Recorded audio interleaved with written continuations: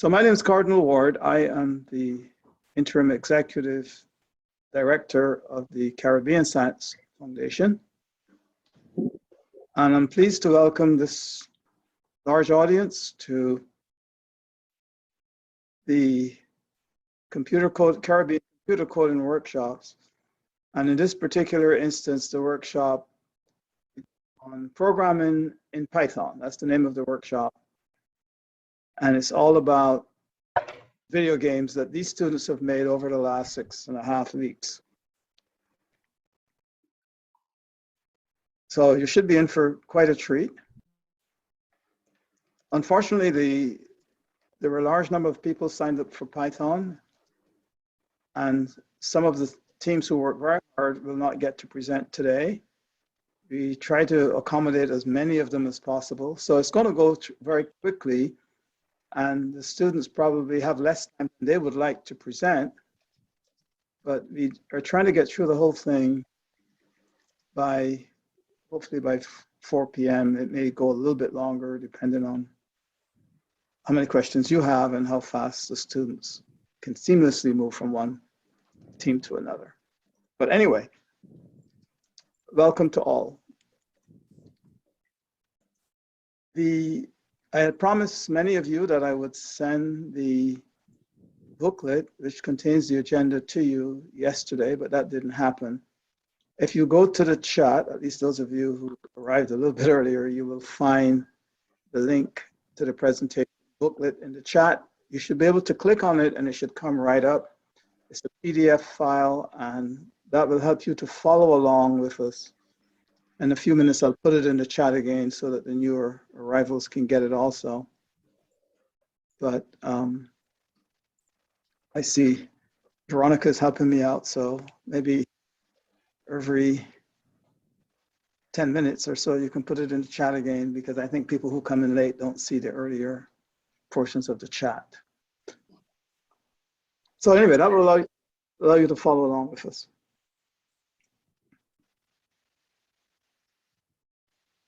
So why are we doing these workshops? What is it all about? And for those of you who are new to the Caribbean Science Foundation, I'll do a very, very brief and quick introduction. We're not going to be very formal here. We have a lot of work to do.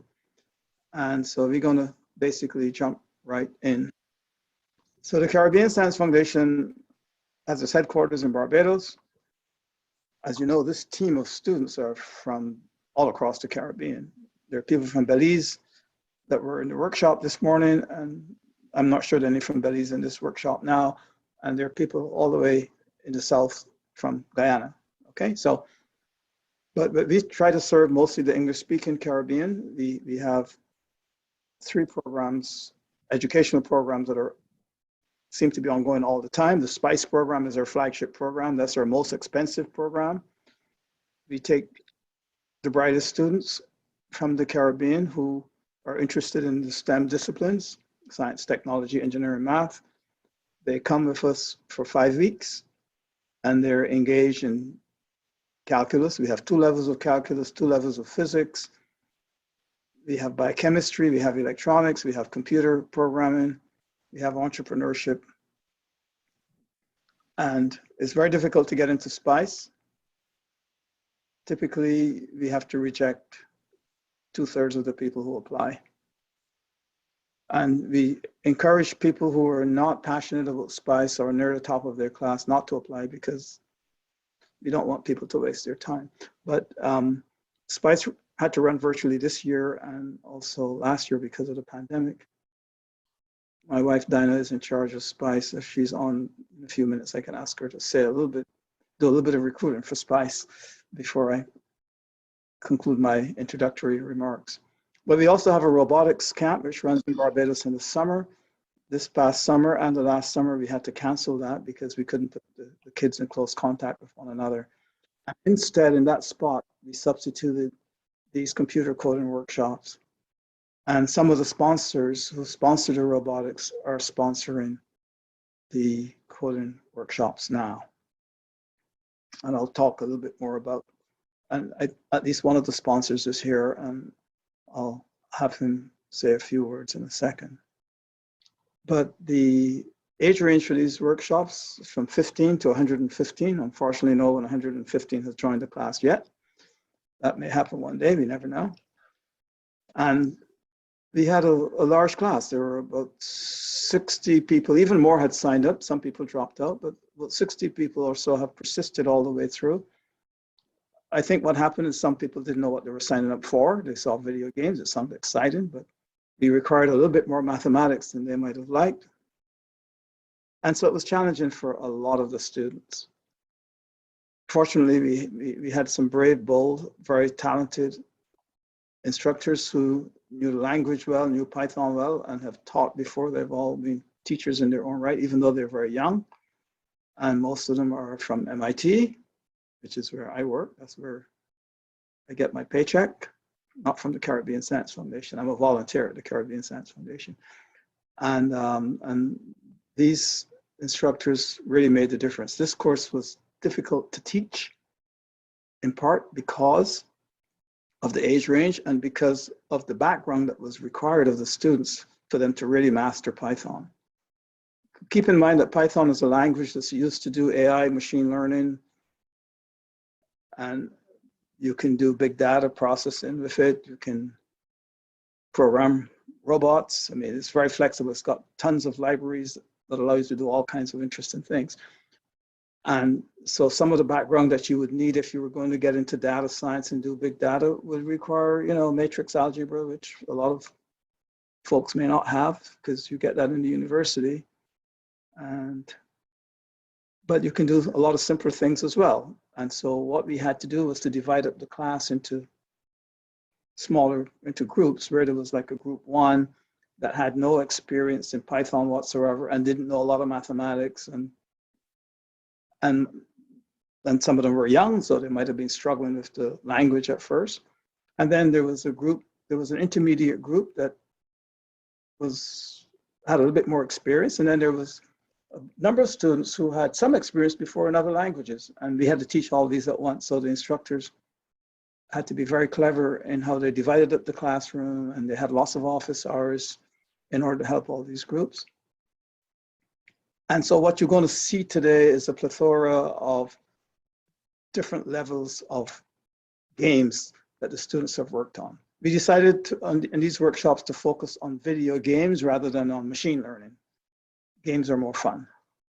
And the background that we might need to do some of the things that we might want to do in machine learning, most of the students don't have that background yet. And maybe in a future Python class, we'll go there, but we didn't feel we were ready. And in fact, next time we do this, we are going to have to make a separate class for the beginners, because I think the beginners struggled really too much this time around. This was the first time we were doing this with Python, so we made some mistakes. We're going to fix them, and we'll make it even better. So the instructors gave a lot of feedback to me and the rest of the staff. So we have a pretty good idea of what we should do now to improve this next time we do it. And we would like feedback from the students as well, because they're the customers. And the instructors gathered as much feedback from the students during their office hours with them and during the teaching sessions. So we do have some feedback from the students. But anyway, it is what it is. I think the students did really, really well given the challenges that they had, and you'll see that soon. So I'm going to bring up the agenda, which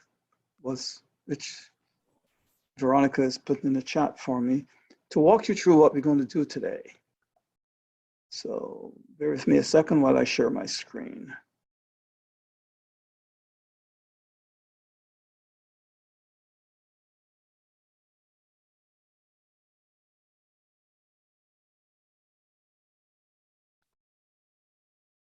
I don't know if you can see this.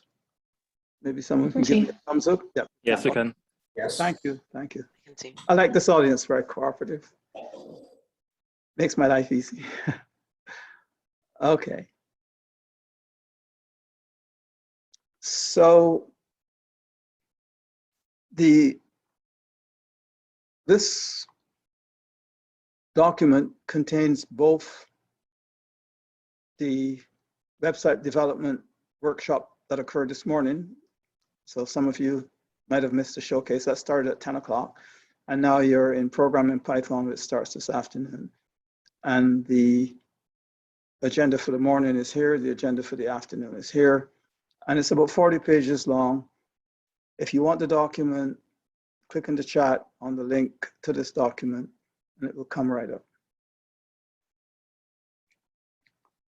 So I'm going to quickly skip over the pages from this morning, but you know, they had an agenda that started at 10. Like I said, there were the students from this morning, and the students are all here with their pictures, the names of their teams, and a description of their teams. So all of this is from this morning. And they did a really beautiful job. They rehearsed a lot, and it was almost as smooth as silk. And these are the three instructors from this morning. Kudos to these instructors, Sanjay, Andre, and Sharice. I invited them to come this afternoon, and I hope they will come. So now here we are after lunch, starting at 1:30.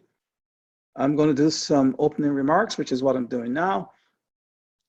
At least one of our sponsors is here. I'll check to see how many are here this afternoon.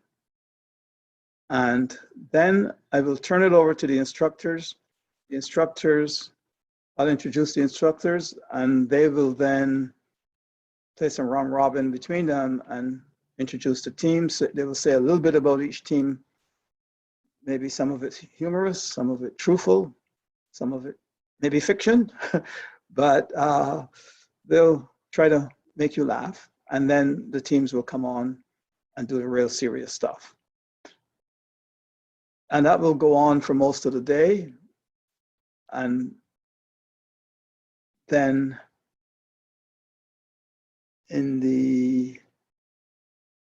towards the end, they might do a vote of thanks. I'm going to do a lot of the thanks right now, so I can cut out the vote of thanks later on. I think I have the privilege and the authority to do that. And then we will conclude. So we're trying to finish by 4. So please forgive us if it goes over a little bit, because we're trying to accommodate as many teams as possible. So you can see there are lots of students, right? We have 2 pages here full of students. A lot of people involved in this, and we were happy to admit anyone who satisfied the minimum requirements of the application form. If you were missing stuff, egregious stuff, then we didn't admit you, but there was no selection process based on ability. So anyone who applied got in. At some point later, we may have to change that, but I think by having 2 sessions, one session for beginners and maybe one for non-beginners, we might be able to, again, accommodate everyone next time around. We're going to offer this again either in January or February. I'm not sure what the start date is, but it will not be as rough as it was this summer. This summer, the students had classes 3 times a week, Saturday mornings from 9 to 12, and then from 6 to 8 on Tuesdays and Thursdays. That's 6 to 8 p.m.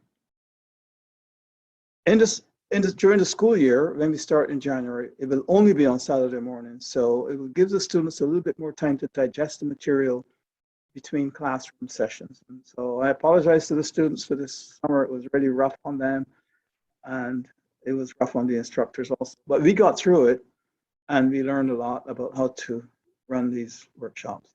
Anyway, these are the teams, and I'm not going to spend much time on them. The instructors can walk you through this level of detail when they introduce the students. All right, and I want to go to the instructors. I'll introduce them in a second, but let's go to the sponsors, because I said I will do my vote of thanks right now. So these workshops are not possible without financial help from the outside. The students pay a nominal amount. It's very tiny. It's $100 Bajan, because we want them to have some skin in the game. We want serious students to come to our workshops. We don't want people who are waltzing in and waltzing out and not doing the homework, because there is homework. That's the difference between this and a camp.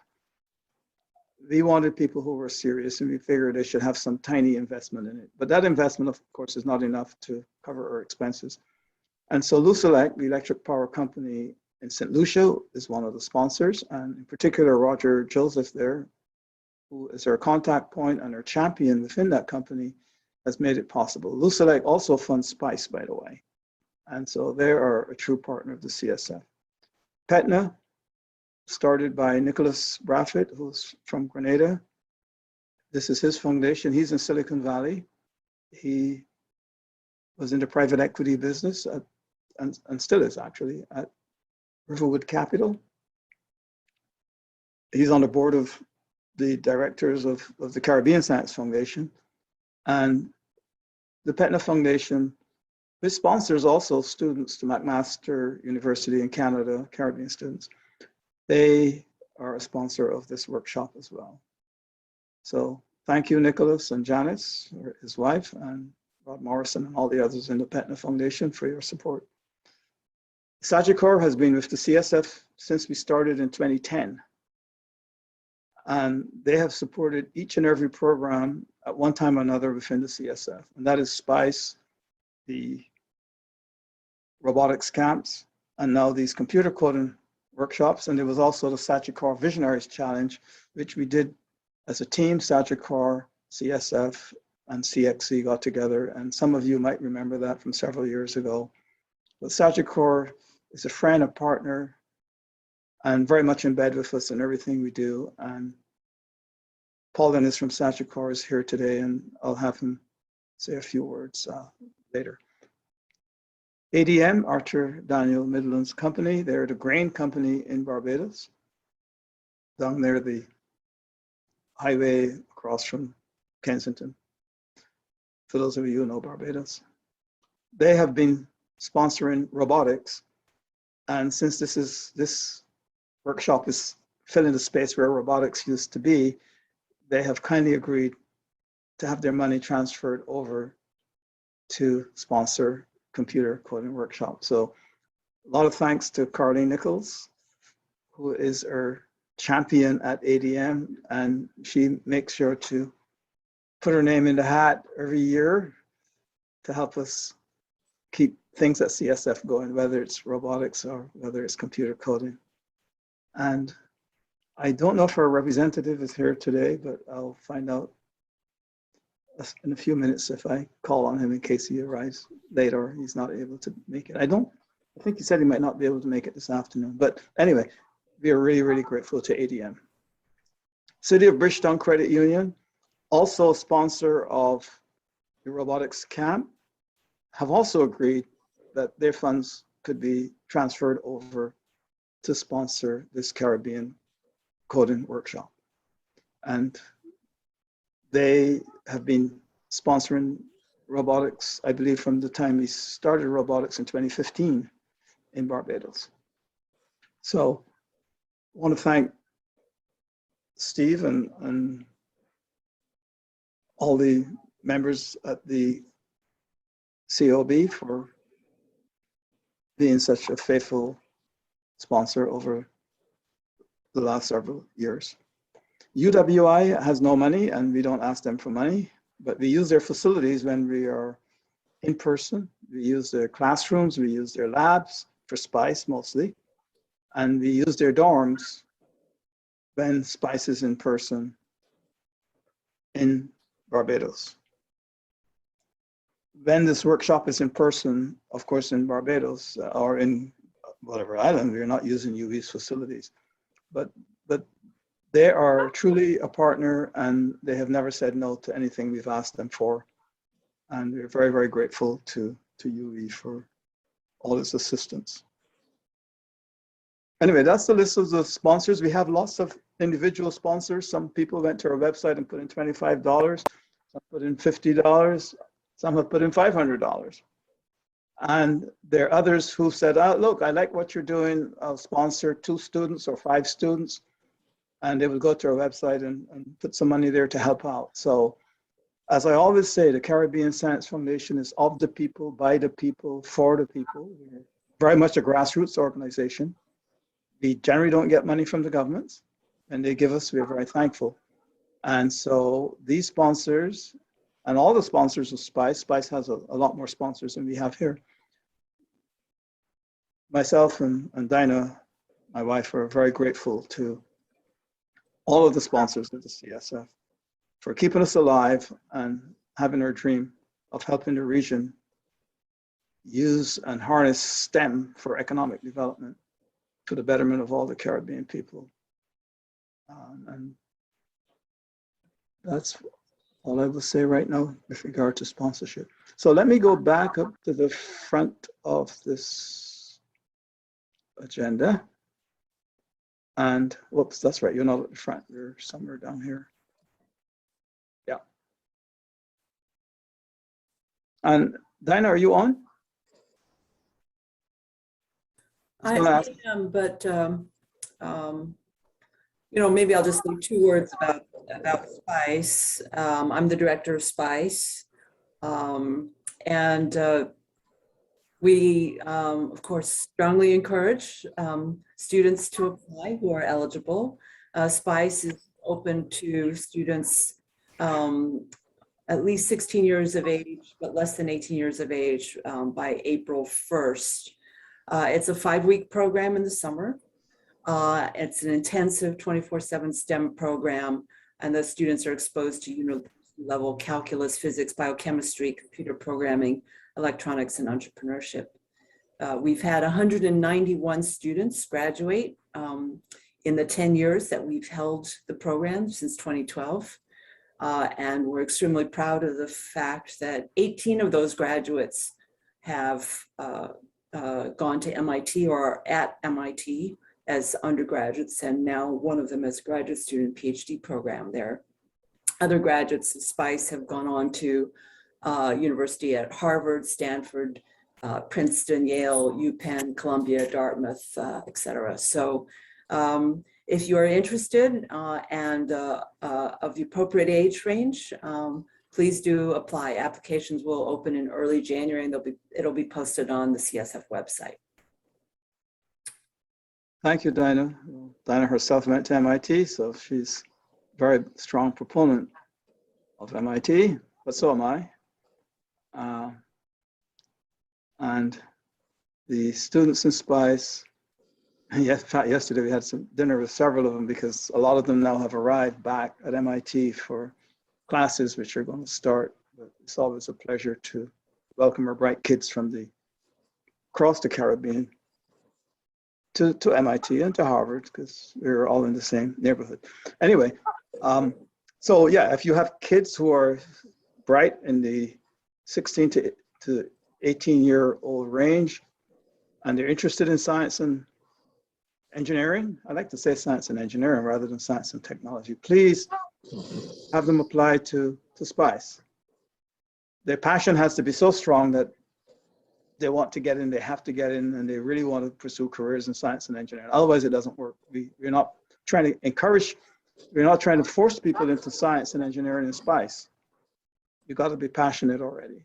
It's not a program trying to encourage people to get into science. Okay. So at this point, I'm going to turn first to Paul Innes, who is Vice President at Sagicor in Barbados. And he will give a few inspirational remarks and tell us, you know, why on earth would Sagicor want to put the money into something like this? And we'll also try to inspire you as youngsters and young adults to do more and go further. And maybe one day you'll get a job at Sagicor if you do well in this class and other classes. Paul, the floor is yours. Thank you, and good afternoon to the directors and leadership of CSF, instructors, fellow sponsors, students and parents. It is a joy for me to be here this afternoon with you. Sagicor is excited by the possibilities. I personally, to be honest with you, this is my 4th event with the CSF workshops, and every time I attend, I get more and more excited. I'm 55, I wish I was 16, but I've seen through one of my nephews the possibilities that these programs sponsored and led by CSF and Dr. Ward and his team, the possibilities and opportunities that they provide to youngsters. This program provides you, the students, and most of my talk is going to be to you and probably your parents, but specific to you. You participate in these programs, and I would hope because you have a passion to learn and develop your computer engineering skill. And as a sponsor and supporter, one of the missions of Sagicor is to improve the lives of the people in the communities in which we operate, and we take that serious. So this is a tangible way that our group CEO, Mr. Dorridge Miller, 10 years ago, made a commitment that he would join and support the work of Professor Ward and his team and the CSF team as well. So it was an easy decision for us. We see these workshops as opportunities for you to learn and develop, explore, and pursue skills and knowledge that will be critical to the future of our nations within the Caribbean or even globally. So your sights should be set on the global arena. This program continues to provide an excellent platform for innovation and the increased use of technology and technological solutions in our daily lives. At Sagicor, we have a significant amount of needs that need to be addressed. And one of the things I am thinking of is how can we partner with the university and CSF and different organizations that equip our people with these skill sets. How can we take advantage of your ability to solve problems for us and to provide us with solutions? So it is really up to you to decide how you will respond given your new and enhanced skills, which you have developed during the CSF computing coding workshop. And I hope that you realize that you're not too young to contribute and make a difference within the Caribbean region, and I would say the world. So, as I said before, Caribbean companies like Sagicor need your talent. We are searching and scouting for your particular talent and skill set, and I implore you not to give up and that you keep focused and pursue your goals in this particular discipline. So I want to congratulate the Caribbean Science Foundation for hosting yet another successful workshop. And I want to congratulate you, the students, and your competing teams for completing this particular journey. I want to leave you with 3 tips, or what I would normally call nuggets, as you journey through this experience. One is that you learn, understand, and become exceptionally good at what you do. Don't settle for second best. Have a passion and love what you do. Don't just do it because someone makes you do it or wants you to do it, or you're doing it for someone else. Do it for yourself, because that will make the difference in terms of what some people call hard work. It will make the long hours seem very short. And one thing I would like you to remember is, as you go about learning, understanding, pursuing your passion, remember that we are here to serve. And that is where the opportunities come. There are many challenges, obstacles, problems that the world needs solved. You can have the answer, or you may have the answer. So give world-class service, whatever you decide to do. And I thank you for the opportunity, Dr. Ward, to be able to speak to the students.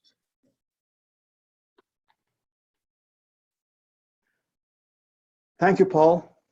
Yes, as I said before, Sagicor is a friend, a partner, and has been in our camp and on our side ever since we started. And yes, maybe some of these students, maybe one, you never know, either from this workshop or from the website development workshop, might one day become an executive vice president and a general manager at Sagicor and take away your job from you. And then they'll have to come and speak because that's the price you pay when you rise the ladder too high. CSF calls on you to do work. But Look forward to that. appreciate it. Okay, that would be a win, right? If they can replace you, we'll promote you even higher. How's that? Okay. This morning we heard from Jerome Tuku from ADM. Is Jerome here this afternoon? I think I got a message saying that he wasn't available this afternoon. But ADM sends its regards and its support to you, the students, and the instructors for all that you do. And so I have now relayed a message from ADM to you.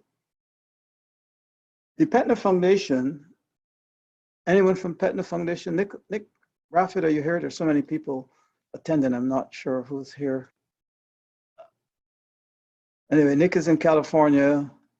This morning it was definitely too early for him, but I did write the Petna team and most of them are unavailable to join us today. Nick said he might sign in if he gets a chance, but of course he's very, very busy, lots of irons in the fire. I don't know what part of the world he is right now, but he's not on. But the Petna Foundation also sends its support, in addition to, of course, its financial support and its inspirational guidance to all of you students and instructors in this workshop. In concluding my thanks, I want to thank Veronica has, not sure if that was intended for me. Veronica has spent a lot of time putting this booklet together that you see, this beautiful booklet. She had to do 2 of them, not just 1. And she got a little bit of help from us, but most of it in terms of the layout has been her work. And she had to do all the databases for these 2 workshops, reply to all of the students. And that has really kept her very busy. And she's came to this workshop right after doing similar things for SPICE. So Veronica, kudos and thanks for hard work and getting us to this point. Finally, I want to thank Dinah. You heard her and her remarks on SPICE, encouraging applications to come in for SPICE. Dinah has also been instrumental in this workshop. Even up to yesterday afternoon, she was going through this agenda with a fine-tooth comb and helping me to make last-minute changes to it, and has been a supporter of not just SPICE, but all of our programs, including robotics, as we go along. We're a small team, and so we all help each other and work together, as you students have done over the last 6 weeks. The CSF team is small, but we are assisted by a large number of volunteers. On almost every Caribbean island, there's at least one person who is a CSF volunteer, and they help us on the ground with planning, with getting the word out to the students in their countries.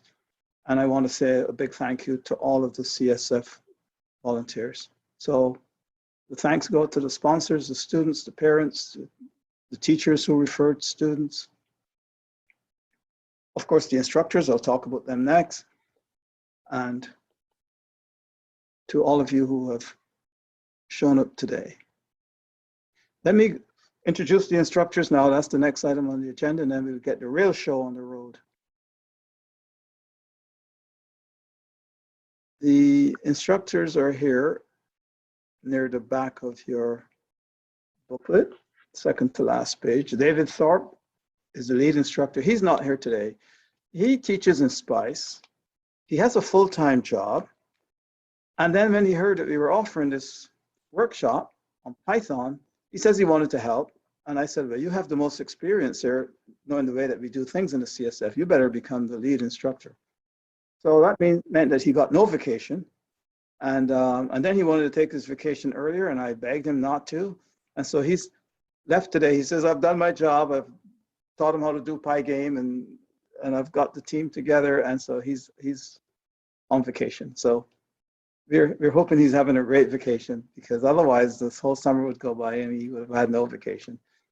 So David, thank you, thank you, thank you. And we have 4 other instructors. They're all from MIT, and you can read their bios. But Melody is a grad student in my department, Electrical Engineering and Computer Science.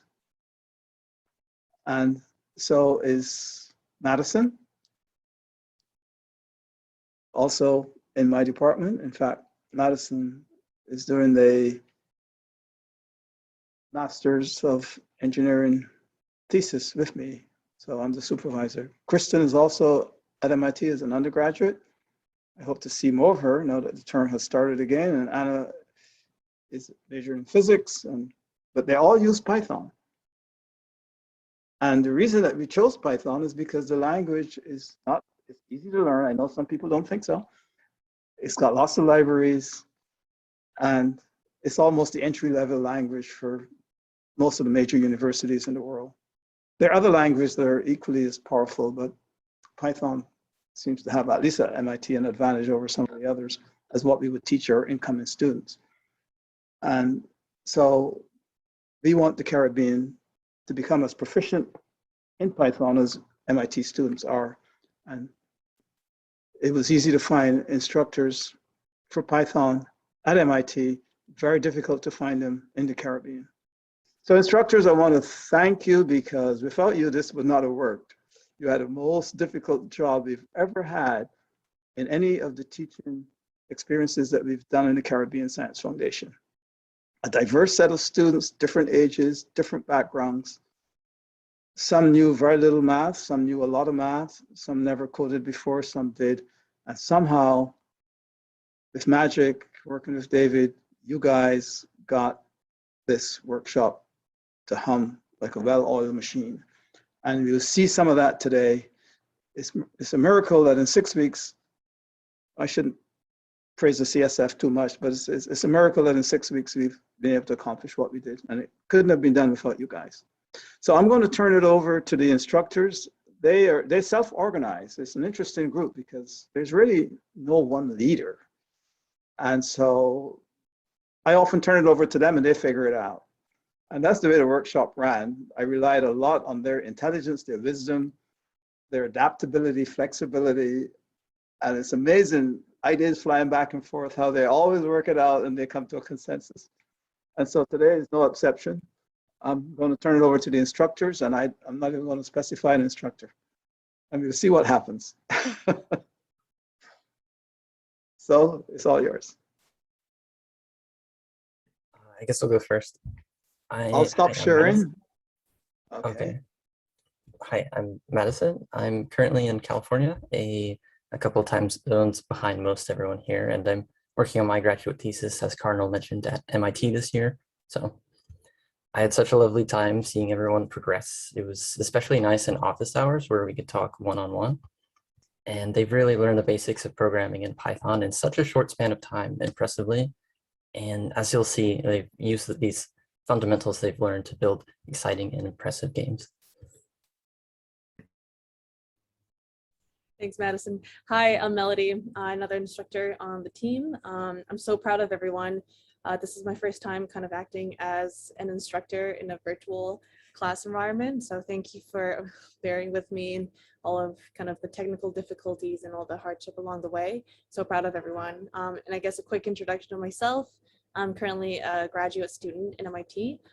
Recently during COVID year, transitioned from hardware to software. So I'm also kind of in a transition to software kind of situation. So really excited to have this opportunity, and it was totally my pleasure to be the instructor for everyone.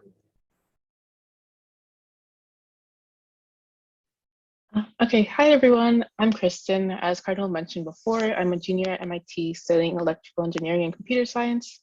And I guess part of the reason I really resonated with CSF is because both of my parents have Jamaican heritage, so I really wanted to get back to the community I was a part of. And I think just over the summer, as both Melody and Madison have said, it's just been really great seeing people going from having no coding knowledge to building like full-fledged games. So like as they both said, I'm just really proud of everyone in this program, and I'm really excited for them to show you what they've been working on. So I'll pass it to Anna. Hey everyone, I'm Anna. I'm, along with Kristen, also a rising junior studying at MIT. I'm majoring in physics, but I actually use a lot of Python and computer coding in my research. So it's definitely applicable to a lot of different fields. Very good to know. I'm super proud of all the students. It's definitely been a difficult course for all the students. We had a lot of material to learn and a really short time span, but I think everybody's done a really awesome job. And I think the audience, you guys will all be really impressed. There's some really awesome projects that came out of this workshop. So Anna, are you still in Europe? Where are you now? I am. I'm currently in Hungary, so it's 6 hours ahead of Eastern time. Anyway, we have an international instructor team here, at least as of today. I think we can probably get started with the first presentations if there's no other introductory sort of things. In which case, I'll start off by introducing our first team who's going to present. It's the coding duo. They made a rock, paper, scissors game. And this consists of Daniel McIntosh and Ethan Austin. They're both in the most beginner class, so had a big learning curve, a lot of different things to learn, but they've learned a lot this whole workshop and came up with this really well put together game. Unfortunately, Ethan wasn't able to make it today, so we're lucky enough to have Daniel here to present the project, and I'll hand it over to Daniel. You can go ahead and share your screen and present. So while Daniel is setting up, let me just put some things in context. Oh, he's already ready. That's good. We told him to not waste time. Because we had several young students who were like 15 years old, didn't have a lot of mathematical background. We designed two sets of games. We designed some games for them that were text-based games, which is what you'll see. And the first two presentations are like that. And then the later presentations are for the more advanced students who are using the library Pi game to make real video games. So, but these students, and they will tell you, especially the next group, what a difficult time they had and how they didn't give up. They took Paul's words to heart and they were persistent. So we appreciate them and their hard work.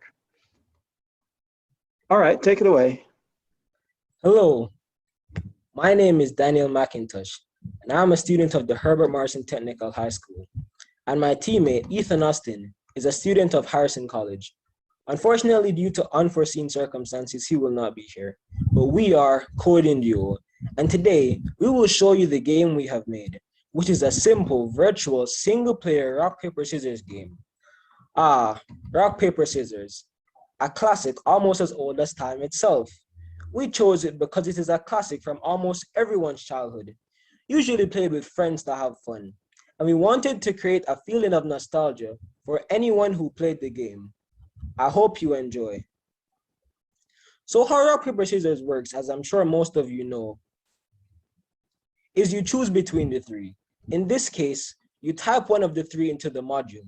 The computer will also simultaneously and randomly choose one of them and determine, depending on the combination, who wins, loses, or if it is a draw.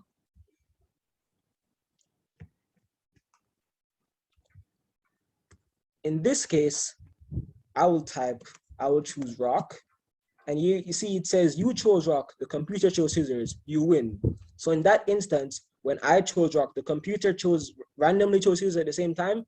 And because rock beats scissors, I win. Let me try paper next.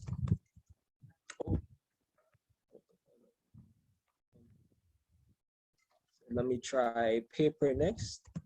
It says you chose the same as the computer, it's a tie. So the computer chose paper as well, and paper, it was a tie. Let me try scissors now, finally. You chose scissors, the computer chose paper, you win. So in that instance, I chose scissors and the computer randomly chose paper, and scissors caused paper, so I win. That's the end. That's the end of the demo, the short demo for the game. Possible future work. In the future, when I am better and more advanced in coding, I hope to make this game more graphically appealing, whether that be by adding text art when the computer gives back a result, or by using Pygame to animate either pixelated rock, paper, or scissors images, as well as incorporating sound to up the visual and auditory appeal of the game. Challenges and solutions. As this was a simple beginner-level text-based coding game, there was not much in the way of challenges, other than the occasional forgetting to put the correct symbols in the correct positions and not fully understanding how to properly incorporate functions and if statements into the game, all of which were solved by research and the help given by our caring and helpful mentors. That concludes our presentation for today. However, we would like to say thank you to everyone who taught us what we needed to know to create our game. Thank you. Very nice. So the next team that's presenting was also a team starting off from the very basics. With very little to no coding experience, but they're able to still learn a lot over the whole course of this workshop and come up with a really awesome game as well. So this is the Four Coders with the game Roll or Die. It's going to be another text-based game. And it's presented by Vandan, Natanya, and Yannick. So if you guys want to take it away.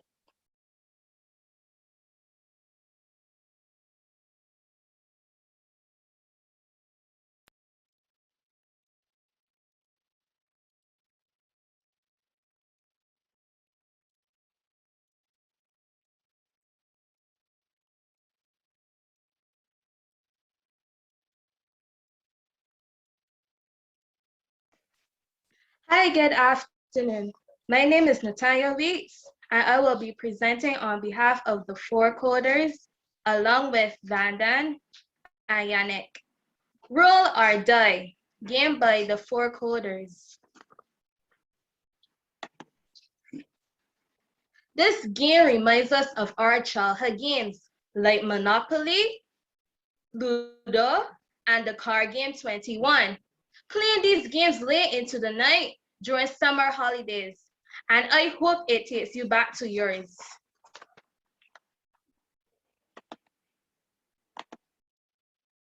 Project details. The objective of this game is to beat the dealer in a roll or die match. You have to get to 12 in 4 tries. Hey, and beware of some fortunate or deadly surprises. You may be asking why and how we came up with this game idea. We researched and asked questions. Our instructors helped us to develop the game. As I said earlier, this game reminds us of our childhood. How to play. You open and run the Python file. Each time the game will say, roll if you dare. Press the Y or N key.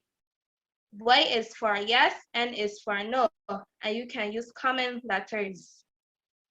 The dealer or you rolls a specific number. You can get a good or bad outcome. Oh, and don't forget about the bonus round. You can double your points here or die.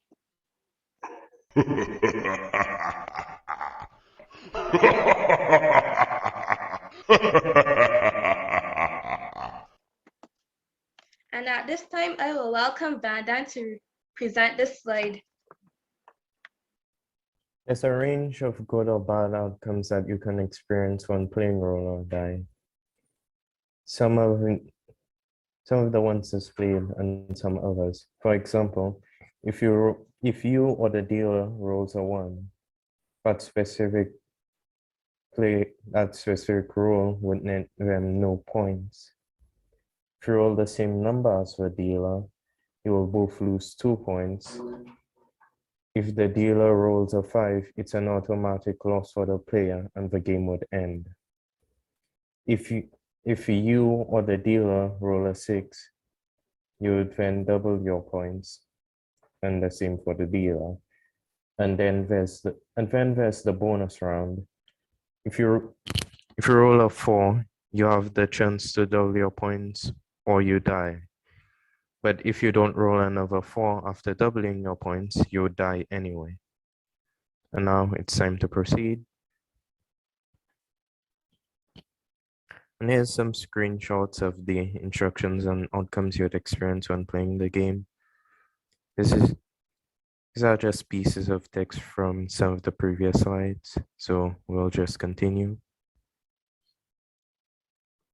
And we didn't have any major challenges, but the only big ones that we had when developing the game was implementing the conditionals, which are the basis of the game's rule set, as well as the ASCII outline prints. And another problem was properly implementing the retry system.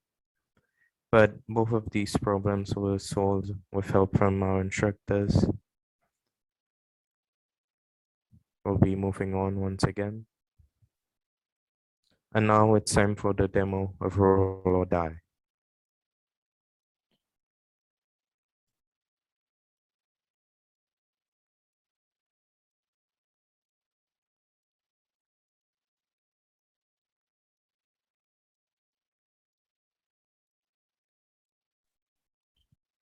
And as you can see here, there's some text which is the instructions and outcomes that have been shown previously.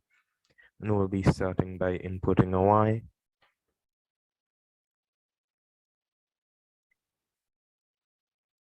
And now the player hasn't done anything special, but this time, unluckily, the dealer started out by rolling a 5, and now it's a complete loss. It's time to restart once again.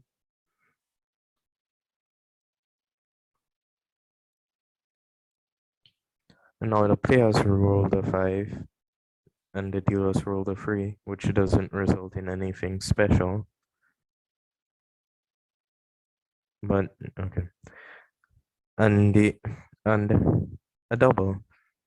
The player and the dealer roll a 4, meaning that they both have the same number, so they both lose 2 points, but can also double your points or die now. So we'll be doubling our points.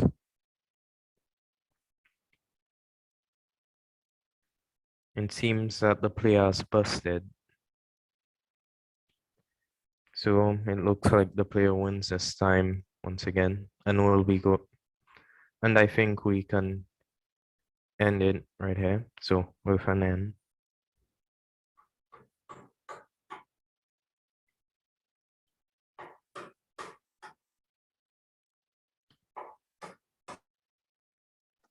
Thank you, Vandan.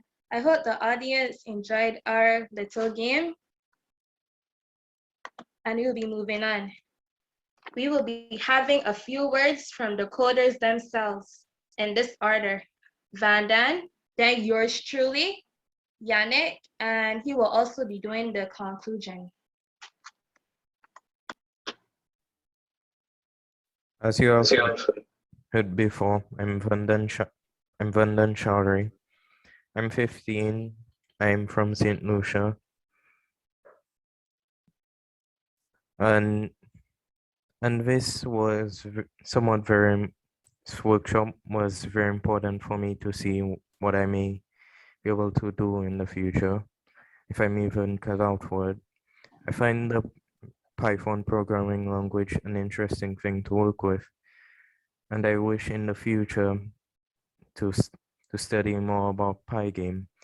But something that the team wishes to do in the future is support this game along with some other log-based games to Pygame, and along with that, we'll have to make some new art. And now I hand it over to Natalia. As you heard before, my name is Natalia Weeks, and I'm from Barbados. I attended Dighton Griffiths Secondary School, and I am also 15 years old. I learned how to code during these sessions. These are the following things I learned: how Python was used, a brief introduction on the history of Python, identifiers, objects, and assignment statement, some object-oriented languages, and introduced to name a few. During these sessions, I got very frustrated and wanted to quit, but the help of some of our very own tutors, I didn't give up. Even with my lessons at school, I still found time to practice. Even the coding was giving me headaches. I also gained a few leadership qualities. At the beginning of our final assignment, we were placed into groups and sent to breakout rooms to work on our project, but no one was talking. I knew I had to get this project done, so I tried my best to get them to participate. We had a hard start, but with the help of the tutors, we were able to produce a very good project and be one of the first to complete. I thank the 4 coders and tutors for seeing a side of me I didn't even know I had. With the brief coding I learned in these sessions, I am looking forward to continuing learning and hopefully in the future to get a job in gaming development, and even one day to come back to the game my teammates and I made and make it advance, or even sell it to a gaming company one day, or start my own. Thank you. I'll be handing it over to Yannick. Hi, my name is Yannick Griffith. I'm 15 years old. I live in Barbados and I go to St. Michael's School. The sessions were very productive, and in the future, I plan to play around with coding in Python with the skills that I've learned. At the start of the program, I would have known very little about coding, but now I was able to learn a lot from the workshop, like looping and variables in coding. And I also learned more about the if statement in coding, which I've learned a bit in school. Thank you.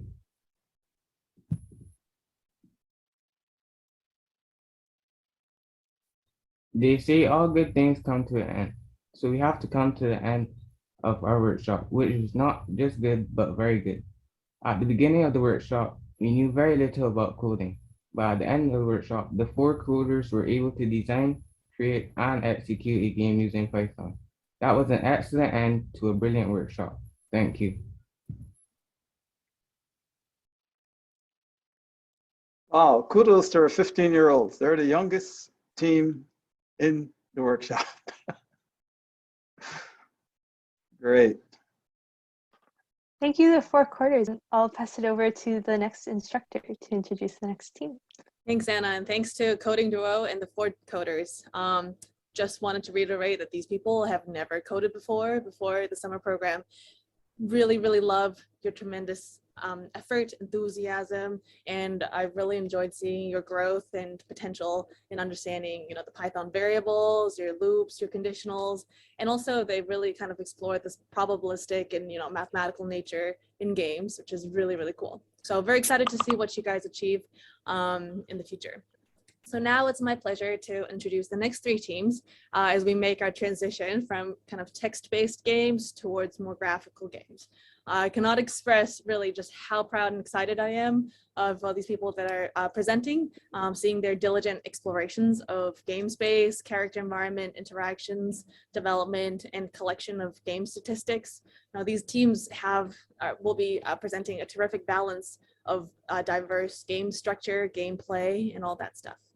So the first team I'd like to enthusiastically introduce to the floor is Creators Magnifico. So that's Hakeem, Ian, Nathan, and Rosalie to present the game Ascendio. This is a terrific game that demonstrates a virtual 2-dimensional side-on battle world with very, very physically realistic motions, character interactions with the environment, including jumping through blocks, shooting, dodging bullets, and all that stuff. This is truly a really, really fun, exciting, and challenging game at the same to play. So without any further ado, Creators Magnifico, please take it away. Thank you.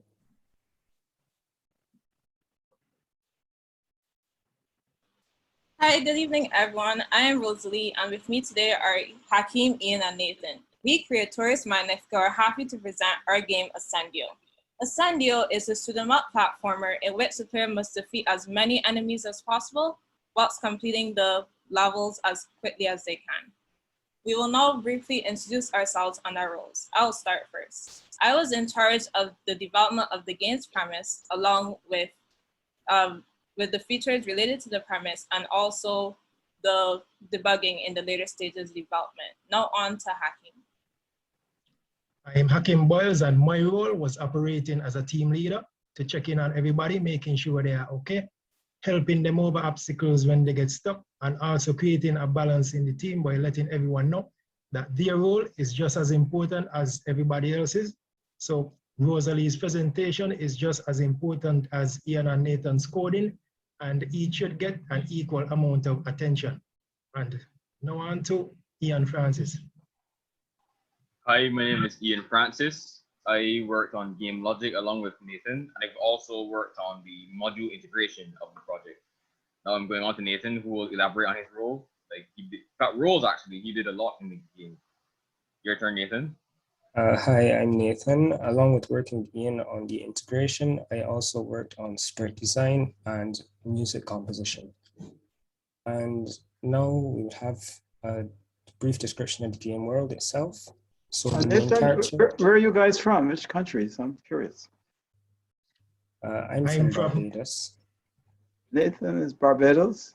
I'm from St. Kitts. Hakeem is St. Kitts. Okay. I'm from Barbados. Okay. I saw you in my. All right, great. All right, a brief description of the world and the premise. So the main character, Sebastian, is one of the few humans that has a genetic mutation that allows him to throw fireballs and also jump at a higher than average height. And Eduardo, he is the villain in this situation. He doesn't like the Earth or its atmosphere, so he plans to produce a high level of carbon dioxide, which then in turn change the climates and the biomes, which Sebastian has to traverse to defeat his robot minions and get to Eduardo's castle to stop him. And now we're going to have a demonstration of the game.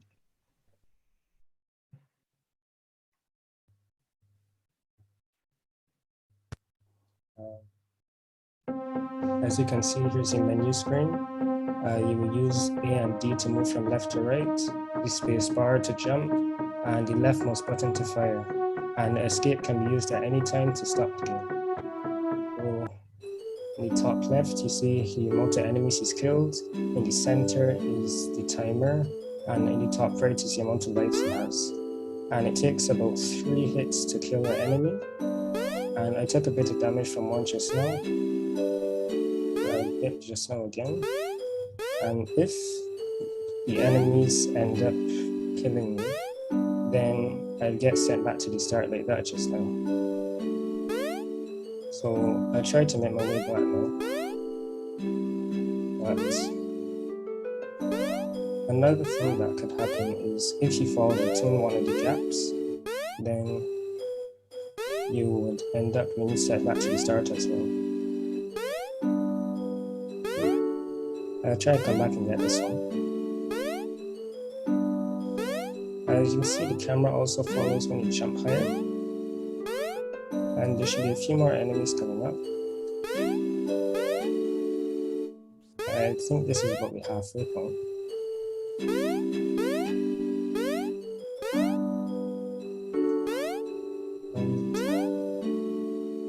And he sent me back to the start again. And if you see in the top left and right, the amount of enemies that he's killed has gone up along with the amount of lives that he has.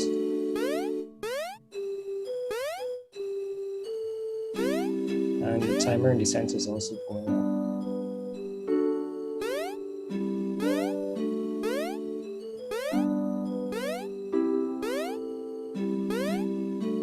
It takes a little bit of time to get to the end of the level, but it is a bit difficult, but also fun.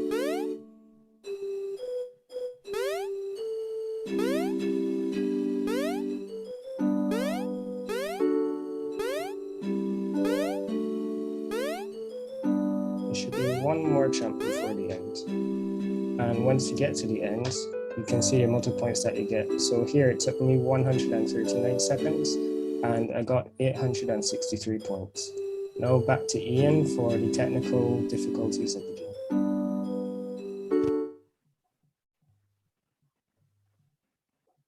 Okay, thank you, Nathan. And right now we're going to be looking over the technical issues. Well, more specifically, we're going to be going through the tile map / level design, which you just saw just now. Now, the thing about the tile map is that we decided that we were kind of wondering how we're going to design the tiles in the first place. So we decided we would have it like a tiles, like, you know, like how you have the bathroom floor, you just put on different tiles, and the ones you like, it would be represented by like a number, right? So each of these numbers corresponds to the dirts and grasses that you can see here. And if you look on the next slide, you can see how they're implemented into the actual stage. Right here, we just did all this like handcrafted. Like every single tile, we decided to put it down and tell the computer to go and put it on. Now I'll go over to Hakeem, and he will go over the collision system and the physics of the game. So to be able to move around in the game world, you have to be able to know if you can move, meaning if there is an object blocking your path, then you will have to find another way around it. Otherwise, your player would just be walking to objects. And Pygame has functions that let you know when sprites intersect, but they don't tell you exactly where they intersected. So we had to make our own system from the ground up. And to help with this system, we first had to implement some basic laws of motion, such as acceleration, velocity, and friction into our game. So having implemented some basic laws of motion, you can see from this pseudocode, how we can use this in our system. And basically the system works just as the pseudocode here says. If moving right and you hit something, then stop moving right. If moving left and you hit something, then stop moving left. Same thing for up and down, moving up and down, and you hit something, then stop moving. And here is a little video demonstrating the fruits of our labor. It's a square that's able to detect hits on all 4 sides. So right side blue, left side green, and top side yellow. And you could see how fluid the movement is.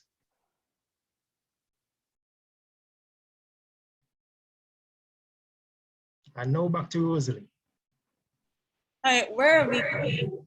Now Ian will tell us about where we're going forward with this game. Okay, so we decided that we come up with, for future work actually, like in the later installment, we decided we'd add like 4 other levels, which we have already started work on. And we would also implement other popular features such as character customization. I mean, we've also been thinking that we could have like I guess, beta exclusive skins that you can get. So if you like hop onto our game early, we could allow you to have exclusive character customization features. We'd probably add a multiplayer system, and also equipment like guns to like kind of shake up the gameplay experience. And also we were thinking that we could add like bosses, so that like each time you defeat a boss, like the environment would change a little bit. Like if you ever played Mega Man X, like you probably know how that feels.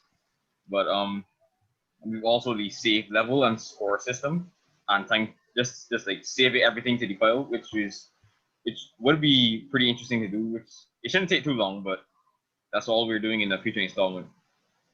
Now I'll move back over to Rosalie for the next slide. In conclusion, we were able to gain a solid foundation in Python. And with this foundation, be able to create a game using the Pygame module. And from here on out, we are sure that the knowledge we gain will come in useful in the future in the development of our future projects. One of the benefits of this workshop was the diversity of the instructors. All of them brought their own unique approach to teaching and coding to the table, which provided many styles and perspectives from which we can take from. Their dedication to leave no questions unanswered and to tailor the material as best as they can to the individual needs of the attendees made some people to be emulated. Special thanks goes out to Ms. Veronica Manning and all those who worked behind the scenes in order to make this workshop run as smoothly as it did. Also, special thanks to Cardinal and other leads who without their continuous efforts, this workshop would not be a reality.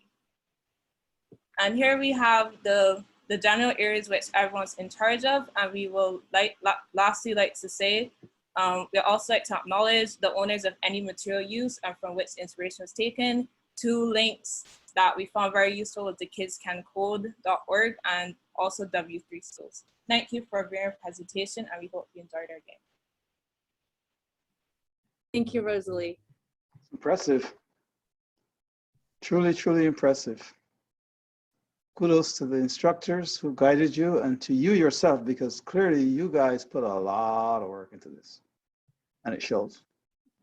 And that's what it's all about. We appreciate that. You know, there's a saying, no pain, no gain. You had the pain and now you've got the gain. Congratulations. Thank you. All right, thank you, team. It is very hard for during this, these remote presentations to appear as a team. You guys definitely appeared very coherent as a team. Props for that. So the next team I will be introducing is Shamar and Mallet on the team Take Your Turn, the creators of the game Temple Raider. I personally played this game, thought it was very, very fun. This is a very fast-paced strategy survival game, and it's kind of on this explorative map layout. This team is extremely creative, artistic, so during the demo, make sure you don't blink because you'll probably see some exciting action. So take it away.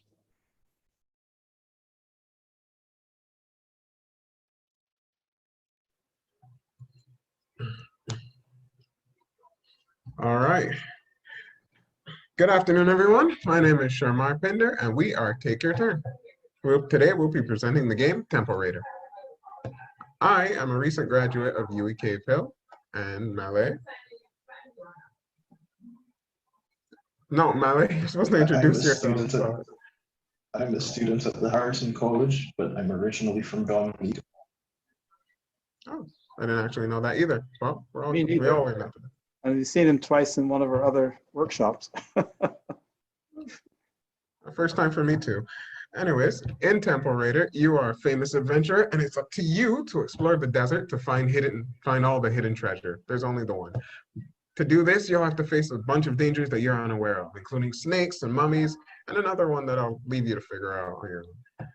You have access to great swordsmanship and magic, and it's up to you to use it to survive. And as you can see here, a quick little gameplay test. You have your character with the sword and the mummies who only move left and right, so they're not too dangerous.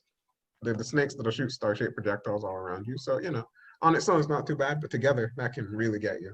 Again, there's a third enemy that you'll see in the game demonstration that Malay is about to show.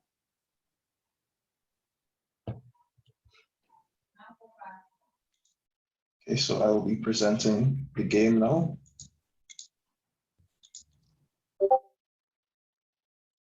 When you run the game, you can see our intro screen where we have the instructions on how to play. If you press C, you use a spell. The space bar is to use the sword, and you can choose between arrow keys or WSD to move. When you click the play button, you enter the game.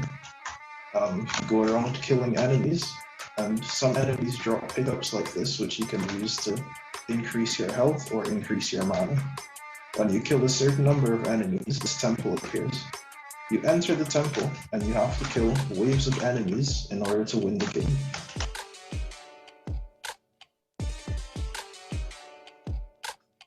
When you kill all the waves of enemies, the winning screen will appear, which you can use to play again if you want.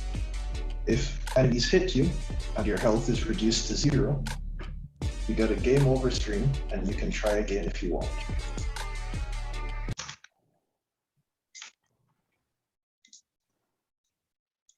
Now, our aim of this game was to create a top-down RPG similar to the classic games like The Legend of Zelda, the original Legend of Zelda, or Secret of Mana.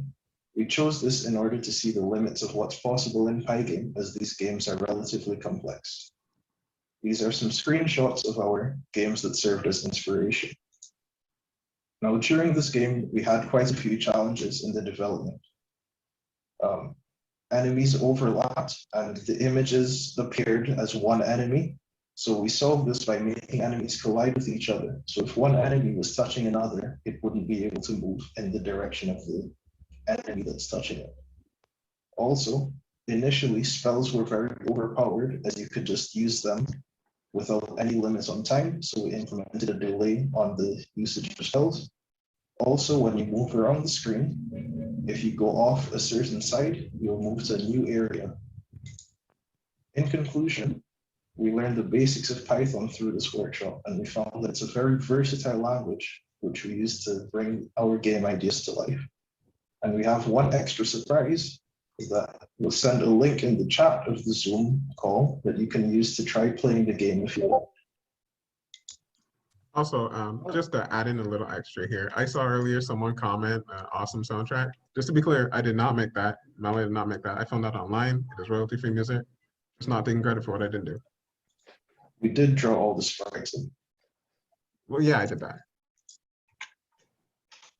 There is So credit the for link to the being game able is to- in the chat now. We give you credit for incorporating the song into your game. Most of us in the audience don't know how to do that. Awesome. Thank you so much for sharing your game and your code. The last team that I'd like to introduce today are composed of Stephen and Raphael. So Stephen and Raphael are on the team Code Breakers, and they're the creator of the game Aliens. This is, I warn you, a very highly addictive and easy to play game that is truly accessible to all. So just during our mock presentations, I, on second order, became very addicted to just by watching them play the game during the demo. So hopefully we can also get a chance to get a copy of your game so we can play it in our spare time. Take it away, Raphael.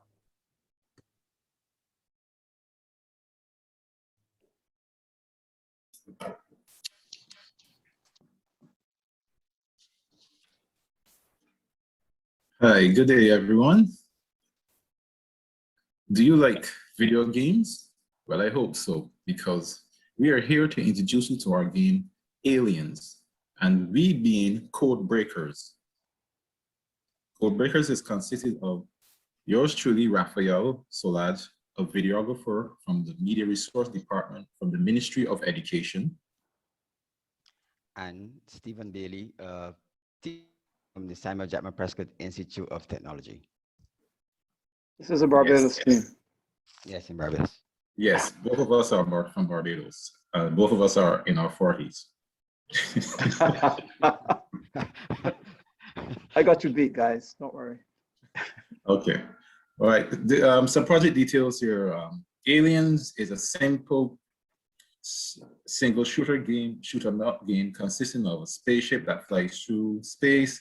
It has lasers, and we are shooting enemy ships in an attempt to save planet Earth.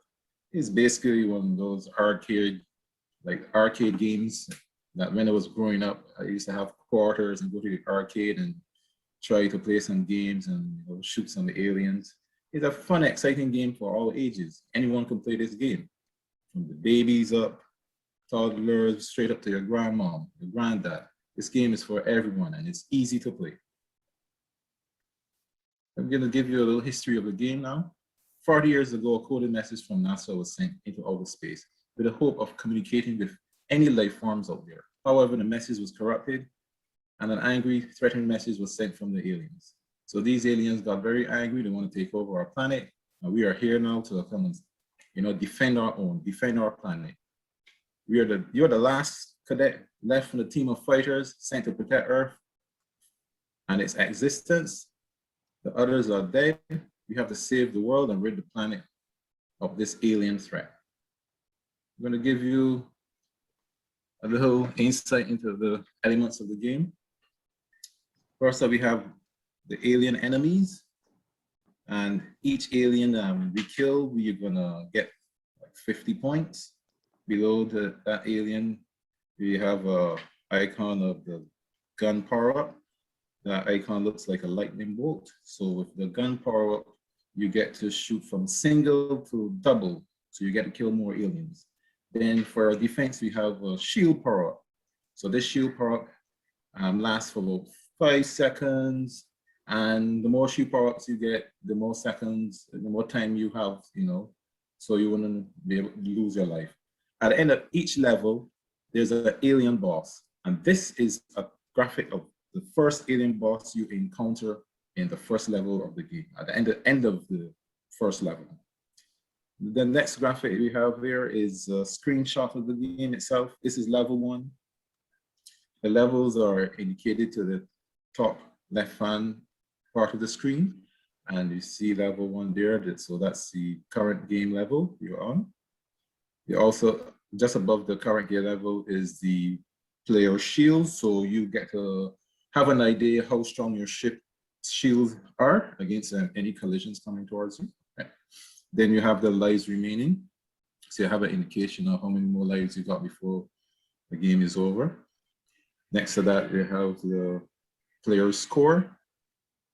Each alien, as I mentioned before, is 50 points.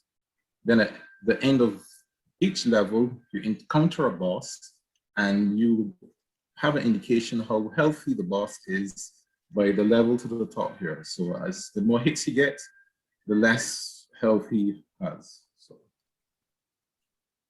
also, the games have different backgrounds. So you see the 2 different backgrounds. So each level, we try to put a different background in every level to make the game more interesting. Over here, this is a screenshot of when we get to the end of level 1. We have the boss alien, and he's shooting, firing back.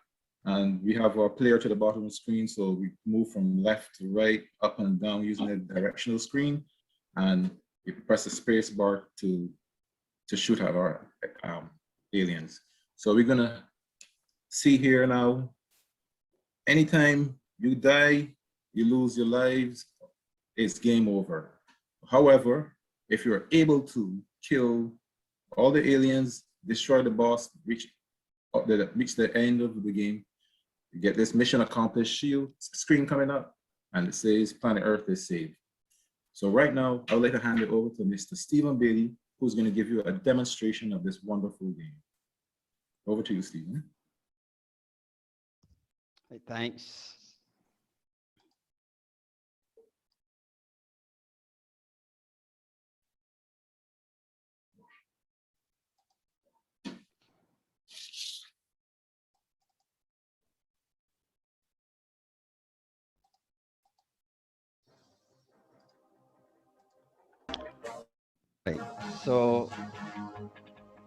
So when the game starts, this is the screen you see, and it has some information for you, arrows to move your ship, up and down, left and right, and the space bar to fire. And so it started the game. Move your ship up and down, left and right. So I'm going to just demonstrate how the game plays for a pop or level, or just so we can get an idea. Left, one, last seconds, and then back. The boss.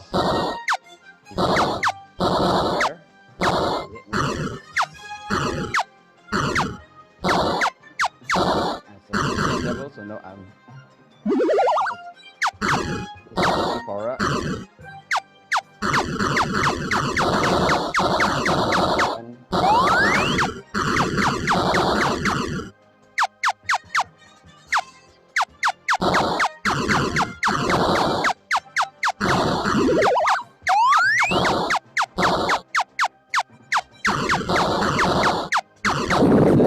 So I just lost the legs. Level 2, and with each increasing level, more aliens come in. That's just a good idea as to how this game progresses.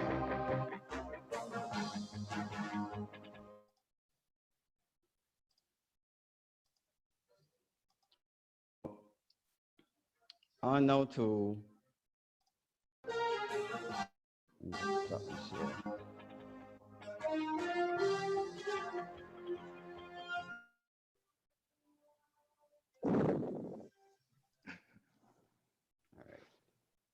So when, as we were going through, we realized that we had in developing the game, the and we in a little bit more detail as we go along. The alien spawning and just appearing on screen didn't look natural. The boss alien reappearing, changing the backgrounds, that's something we wanted to do. And then there was another challenge where the bullets, as they were created, in the player, both the player and the boss. So the first solution, aliens just appearing on screen, and sometimes when they appeared on screen, their player in your player sprite and will kill you, was to have them spawn above or created screen. And they're randomly moving. So when we created them above the screen, it gave the feeling or the effect of them flying into the view of the screen, which is what we wanted to do. The other issue was the boss reappearing. At one point in time, no joke, I counted he appeared 84 times. And each time in the console, you saw created, boss created, boss created. And you're like, what is going on? But then David showed us this function here is instant, which takes two arguments. The bullet and with some code, we were able then to kill him with a silence and his shield went down until he died. So that solved that problem. The other thing was that we wanted the backgrounds to change so that, you know, as you go through the levels, give the appearance and the feel of you moving from one area to the next. And the use of dictionary solved that problem. And we also use these to implement when the levels, we had a different number of aliens spawning. So it's an increasing number, and with the dictionary, we're able to pass a high and a low and randomize to get a certain number of aliens coming in. All right. Finally, the last thing that I want to mention here, because there are a number of others, but this is the last one, was the boss was created. When he started to fire, he's moving around where the bullet was being created from or spawning from. It was too close to the player image, and therefore, as he was moving, he was literally moving into your own, into his own line of fire. And the same thing happened with the player sprite. We had to change the location from which the bullet was firing. That as the acceleration of the bullet was faster, so as it moved, as the player moved randomly and so on, it wouldn't impede or wouldn't go in line of fire of the. So that solved that problem. Now, in terms of and development, what can be done to the game to make it more interesting is to change aliens. They're green right now, but it can have different shape, different type aliens, and with each level. And also to have each level, the boss being difficult to kill. So with there are 10 levels currently, so at level 10, and challenging to kill the boss then. We wanted also to keep a high score, not just a high score, but a high score with a name. For example, Stephen Bailey scored 4,500 and 45,000, whatever the case score, and you can go on to beat that score, and so as to have a record of these high scores. What's happening now too? The third thing we would like to implement a pause screen, because the game right now plays fluently from start to finish until you die or you win. If anything happens, the phone rings, you gotta go somewhere, this to pause the game. So implementing a pause screen would be good. Something that a key event. And between the levels, as the levels are changing, they just change. But to have a 3-second window screen that comes up saying you're going to level 3, here comes level 3, that kind of stuff would be a nice addition to the game. Last thing we thought about was to have other galaxies or other progress to extend the gameplay. So you have other galaxies with more challenging bosses and more challenging, or right now is in space, you're flying around, so on. The next stage could be you're on the ground. So you'd be on the ground somewhere on moon or on Earth, and you have to fight these aliens then. So you won't be in a ship anymore. You'll be probably and they're on the ground walking, you're shooting them. The same sort of concept, but different environment to help to extend the gameplay. And so, in conclusion, this was challenging, but it was also a fun experience. And working with we really had a wonderful time putting together what you saw here today. To the tutors, the organizers, and sponsors, what amazing job you did. To you in delivering this course. Madison, Melody, Anna, David, wonderful job, and going through concepts of Python and helping us to understand it. It was very critical to the completion of this project. Python has demonstrated and has showed that programming languages are progressing and they're becoming more and more palatable, especially with the use of functions and methods and so on. It makes tasks very simple and so on. So again, for a wonderful experience. This is very good. And so on behalf of and my teammate, Raphael, thank you. Good job well done. Thank you, guys. Thank you so much. Thanks everyone in class. Yes. Thank you, Stephen, Raphael. Impressive game. I think it should be shown to all kids in Barbados.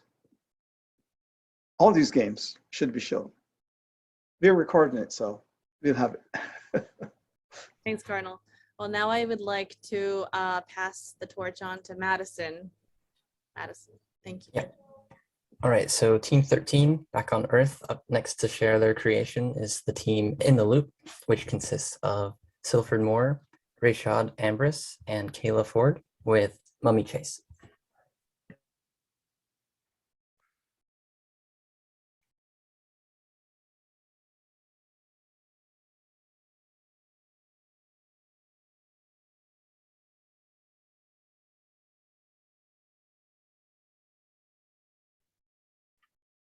Good afternoon, everyone. My name is Kayla, and we are in the loop, and our game is Mummy Chase. I am from Barbados and a student of the University of the West Indies Mona campus. Good afternoon, everyone. My name is Silford Moore. I'm from Montserrat, and I'm currently a trainee customs officer in the Montserrat Customs and Revenue Service. Good afternoon. I am Rayshad Ambrose, and I'm currently a student of the St. Vincent and the Grenadines Community College.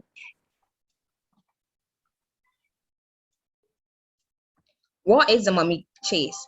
Well, the Mummy Chase is a top-down survival arcade game that tests your invasive skills. The player must try their utmost best to avoid the mummies and collect the key. That's the main objective. The key is a gateway to an unknown place. Without it, the player cannot advance to the next level. How it can be useful. So we believe that this project could be useful to any individuals who want to learn about game programming and how it works. It could be a learning manual for Pygame beginners for a better understanding and a visual demonstration about sprite collisions and animation, and a way to see how it actually works in what you're doing. So a little background. It's about a man who is the only survivor of the plane crash, and he must showcase his strength. He is faced with challenges in an unknown village where no human has ever been. With unfamiliar enemies, he must now adapt and find a new purpose. And that's the end of my presentation for now, and I will now hand it over to my team partner, Rashad. Thank you. So this is the preview of the game, what you would see after the menu screen. So our game consists of 4 sprites with one of them serving 2 purposes. So at the bottom, we have the player sprite, which you move manually to collect the key, which is above the player. And after you collect the key, the exit reveals itself, which is a stone that moves, so you know which one is the exit. And while doing all of this, you have to avoid the mummies and maneuver around the obstacles because the player sprite can't pass through them. And now we'll do a demonstration of the game.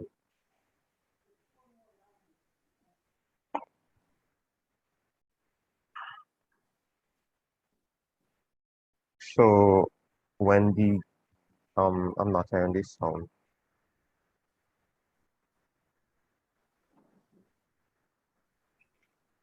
You're not hearing the sound? Mm. Oh, my apologies. Let's try that again.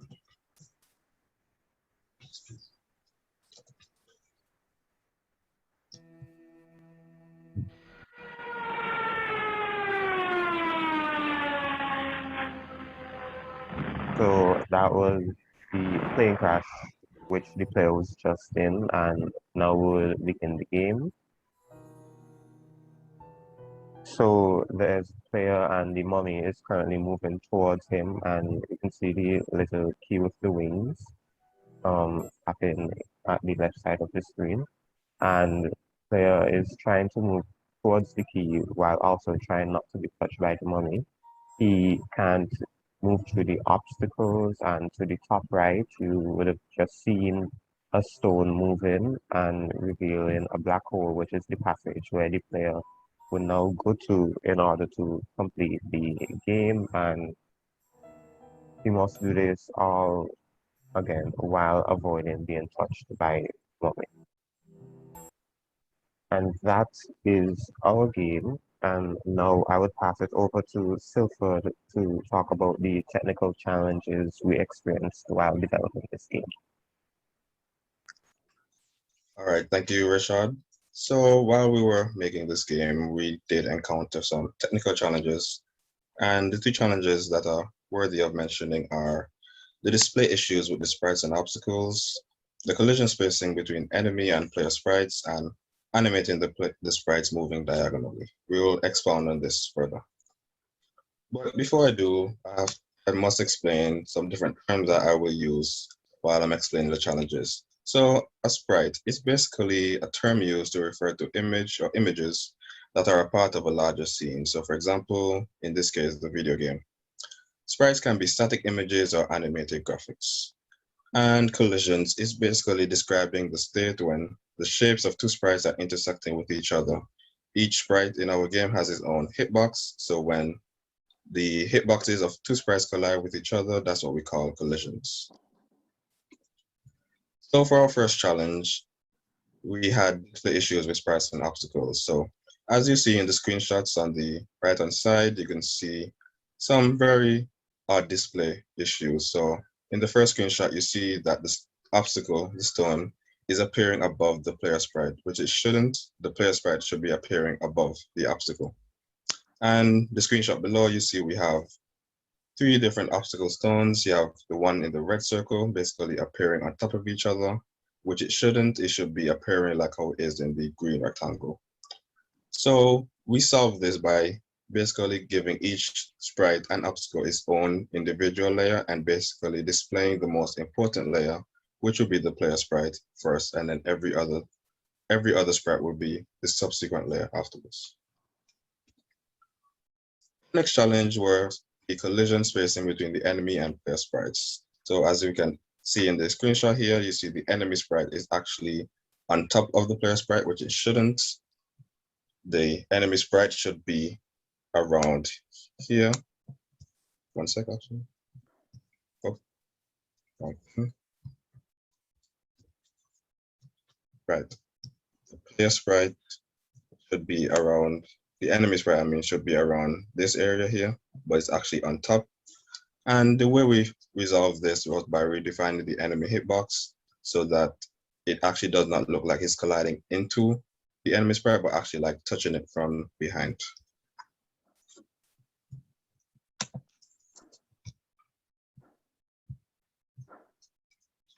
And our final challenge was that we had issues animating the sprites moving diagonally. So I will play the video to demonstrate what that looks like. So as you can see, the player is actually sliding across the screen when they press two directional keys simultaneously, which it shouldn't be. So what we did to solve this, we basically restricted and not allowed the player to move if they press two directional keys simultaneously. So if they press up and left, they can't move. If they press up and right, they can't move, and etc. So our future plans for this game, we want to further develop and advance our game. And we plan to do this by adding more enemies with different abilities and also to add different theme levels, which basically ties in with number one. So for example, we might add like a village theme, and instead of mummies, you have like angry residents chasing you and etc. That's basically an idea that we have, but we need to finalize it. Next, we also plan to implement a time limit to complete each level, so the player does not have a lot of time to just sit in one level, just run around on the map. And finally, customization so that people can play as whatever character they want. Some might want to play as a man, some might want to play as a woman, some might want to play as a mummy, etc. That's basically what I mean by customization. In conclusion, we found this workshop very helpful and informative because it taught us the basics about Pygame and Python and how it can be useful in today's world, how to write code that can be used to solve problems in the real world, and as I said before, basically taught us coding in Pygame and the basics about game developments. And that's the end of our presentation. I will now take questions. We will now take questions, rather. Nice. Very cool. All right, up next is Team 9, Coding Inc., which consists of Rashid Ford, Nick Hines, Kiani Brown, Daniel Garavito, with Bajan Bus Stop. All right, good afternoon, everyone. I'll now present.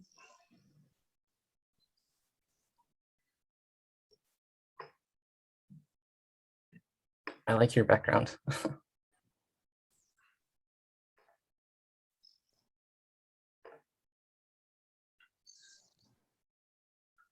All right, good afternoon. My name is Nicholas Hines. I would have been the team leader in my group. My group consisted also of Kiani Brown, Rashid Ford, and Daniel Garavito. Now, the name of the game that we created would have been Bajan Bus Stop, and our group name would be Coding Inc. Now, I had a very good group. Everyone pitched in and everyone worked extremely hard on the group. All our ideas meshed together to make a final product. Now, I'll now pass on to my team leader to give some additional details on our game.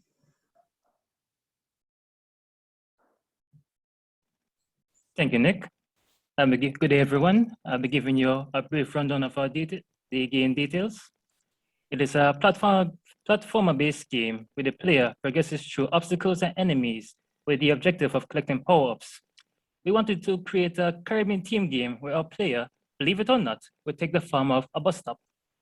We wanted our player character to be unique, and we knew of no other game with this type of design.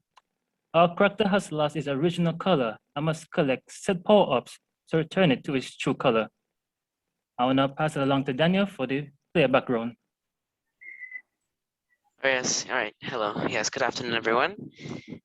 I'll be presenting the backstory. The backstory of Bajan Bus Stop is as follows. The bus stop was a drone/remote control robot whose original purpose was for easy portability around the island. This was convenient for the elderly, disabled, etc. But however, over time, the robot developed its own intelligence and grew fond of the beauty of the island. And so with that newfound knowledge, it set off on an exploration to appreciate how beautiful the island is.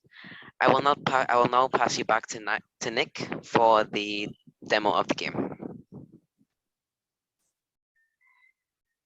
Okay, all right, so I'll begin the presentation to show the video game. All right, so as you can hear by the theme music, it's a Caribbean style game, right?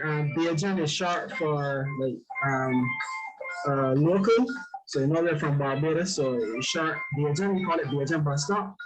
Now I'll go on to play the game to show you how the game is. Now as you can see, the bus stop has lost its original color. So it's right now it's just black and white. There are a lot of power-ups throughout the game to collect, Caribbean style power-ups. Now, if you can look at the score at the top, the score will be incremented when you collect power-ups and exit the game. So I'll try to get my first power-up now.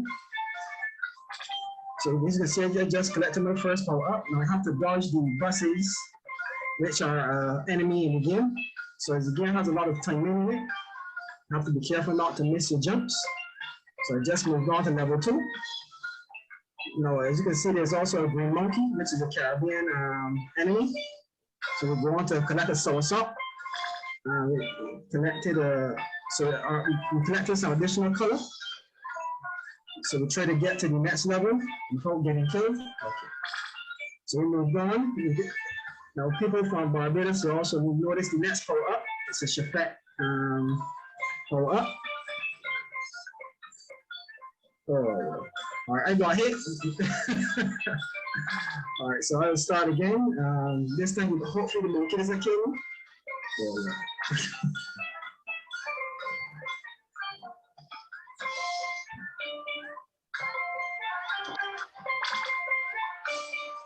So it's all about timing to get everything done. The more enemies continue to generate as you progress, and the levels also change.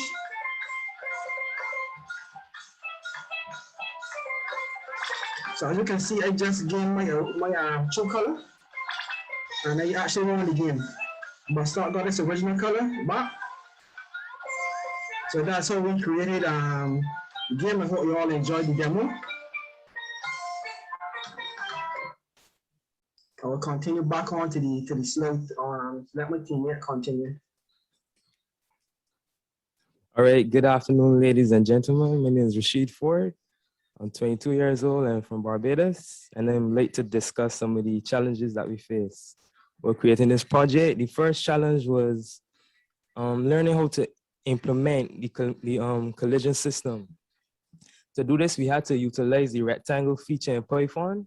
This allows you to surround your character, your sprite, with a rectangle that you could then adjust to suit the size.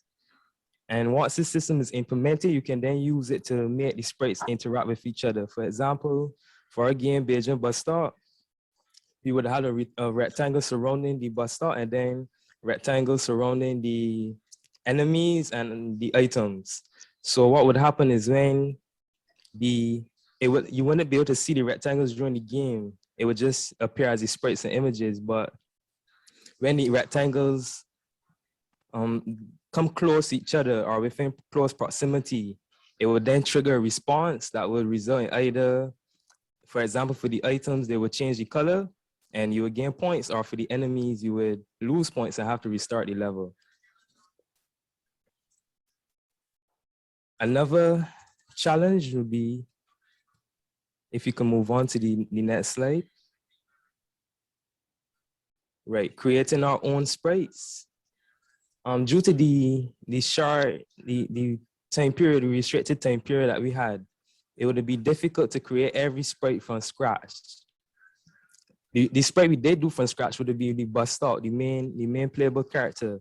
We had to do so because we had to create different frame images in order to animate its movement, such as the running.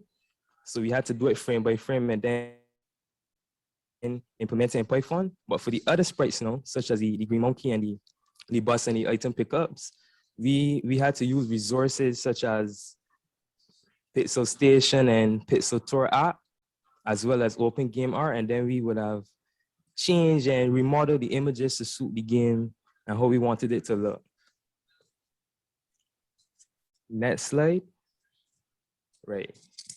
Coding the enemy now, that was probably the most difficult aspect, the major setback, because we really had to experiment and adjust the code to get position exactly where we wanted it. And I find that the lessons taught during the course by the tutors, that really helped with this process, because they really explain and clarified.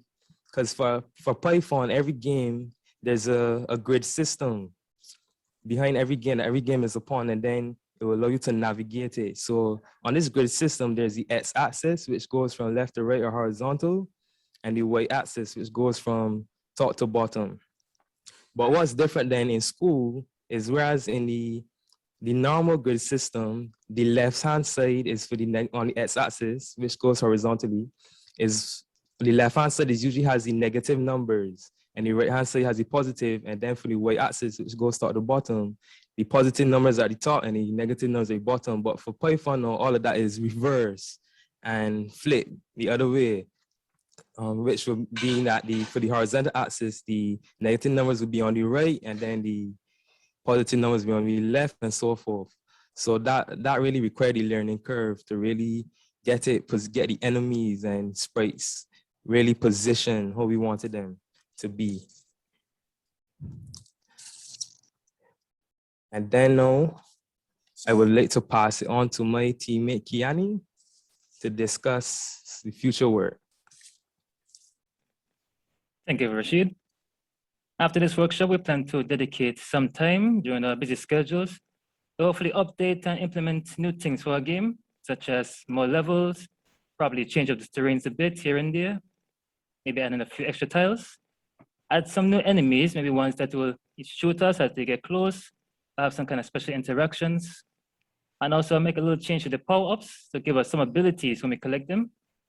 Let's say we're able to fight back with our enemies as well.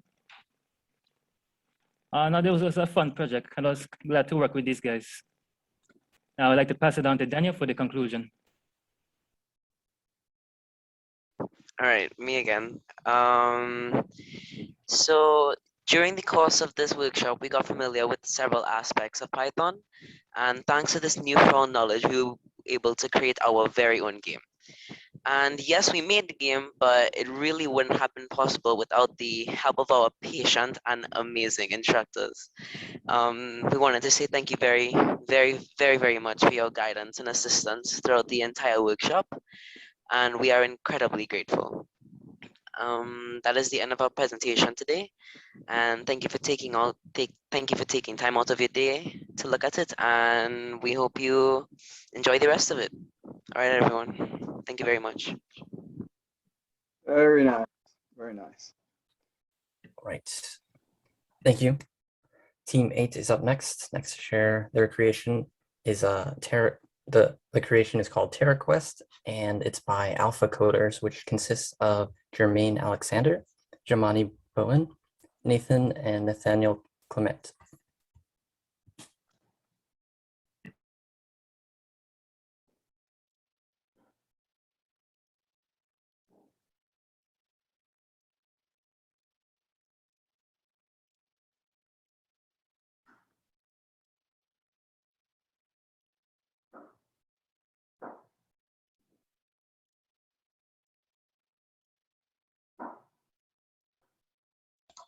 Good afternoon, everyone.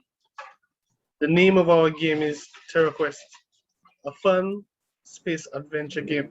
And we are the Alpha Coders. I am Jimin Alexander, an ICT officer with the Royal Seneca Police Force. I am Jamani Boyan, student at Harrison College in Barbados. I am Nathan Clements, a student at the Leon Hess Comprehensive Secondary School in St. Lucia. And I am Nathaniel Clement, a Leon Hess Comprehensive Secondary School student from St. Lucia. Project details. TerraQuest is a platformer with a space adventure theme. A player can explore through the first level of the game, avoiding aliens, obstacles, and challenges. Dive into the world of TerraQuest. Your world's in danger, and you're the only one that can save it. Use the arrow keys to move the MTC Omega 5 and maneuver through a foreign land. It's a race against time. Question is, are you ready to go on a TerraQuest?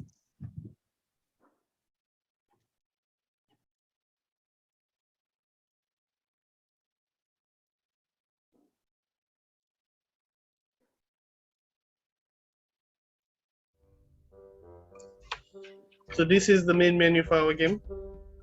You could either exit the game from here, or you could start it. So right now we're gonna start the game. So this is our main character. Our main character is the MTC Omega 5, which basically stands for multi-terrain craft, and the 5 just sound cool. It can move forward. While moving forward, it could jump, and also move backward. We have data features, which gives the main character a shooting feature, and he could also fly. The goal of this game is to move through the map or the terrain and collect some collectibles. That's one of them. And Is it possible avoid to make it bigger? Can you make it bigger? in the code. If we make it bigger right now, then it will offset our design. Okay, don't do it then. Okay, fine. So the goal of this game is to move through the terrain and collect collectibles while avoiding our enemies and also avoiding obstacles like lava. That's another one of our. So if you hit one of our obstacles, then you could either exit the game from there or you could restart. So let me go through the same for our enemy.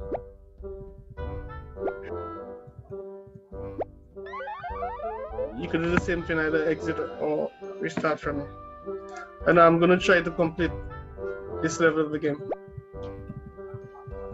So you win this game by moving through the terrain, collect your collectibles, avoid the obstacles like lava, and reach the end.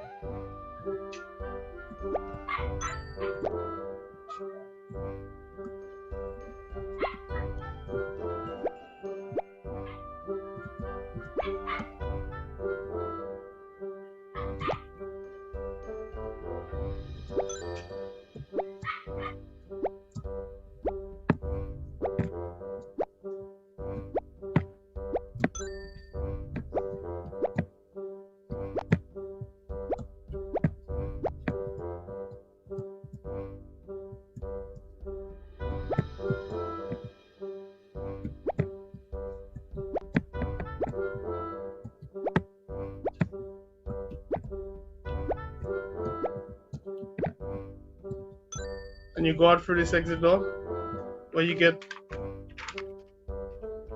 it says that you win. And that's basically our game for now.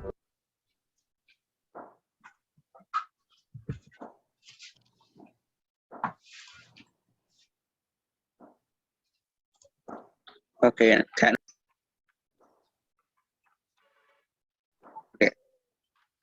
technical challenges and solutions. So one of the first technical challenges we had were that we were all new to Python. So it was a very interesting learning process. But once we got the fundamentals understood, it was a very nice, a very great experience. Another one of our challenges was syntax errors. Since you have a code line by line, based on your instructions, if your line at the bottom is further inside or the instructions, it might not take the instructions based on location. So we sometimes spend at least an hour because of an indentation going through our code. But most times we ask our lecturers for assistance, who were more than willing to assist us. Another problem we encountered was getting the sprite to jump at a proper height. Before, the sprite would have no limit to its jump height, but now we have fixed that problem, and now the sprite has a more controlled jump. Finally, our project suffered from collision issues. How the sprite would react to other objects like the ground, enemies, obstacles, collectibles, etc. But thanks to the help of our instructors and intensive research, we managed to create a proper collision system.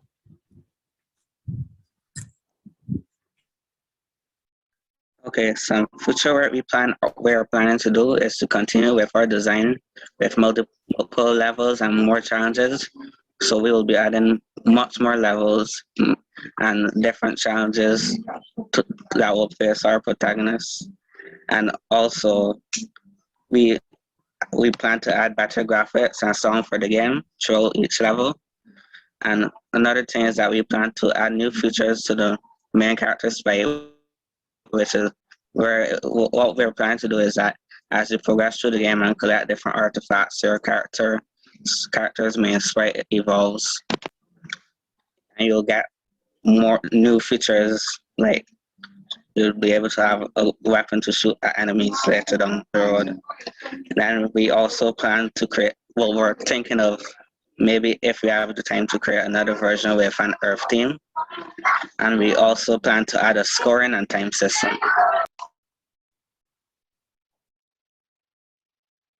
Conclusion. TerraQuest is a game for a wide group of ages, from 10 years old and up. We plan to make the game better in the future, and we're open to any suggestions. Python was a unique challenge that we would have never been able to conquer if it wasn't for the hard work of our determined instructors. Without them, this game wouldn't have been possible. We'd like to thank them for their undying dedication, even when things got hard and difficult. Thank you.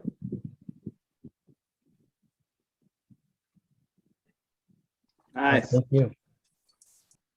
Thank you guys. I think you guys did a ton of work in this past couple of days. It's turned out really, really awesome. Thank you for the hard work. Indeed. Right, I'm going to pass it off to Kristen to announce the next section of teams. Thanks. Thanks, Madison. So hi, everyone. So I have the pleasure of introducing to you the next team, which is Game Squad 3.0, which is consisting of Or Miller, Delante Boucher, and Nyan White. Their game is called Pito's Run, and it's an infinite platformer, has a lot of nice sounds and sprites, but I'll pass it over to them to tell you more about their game. See how many more teams.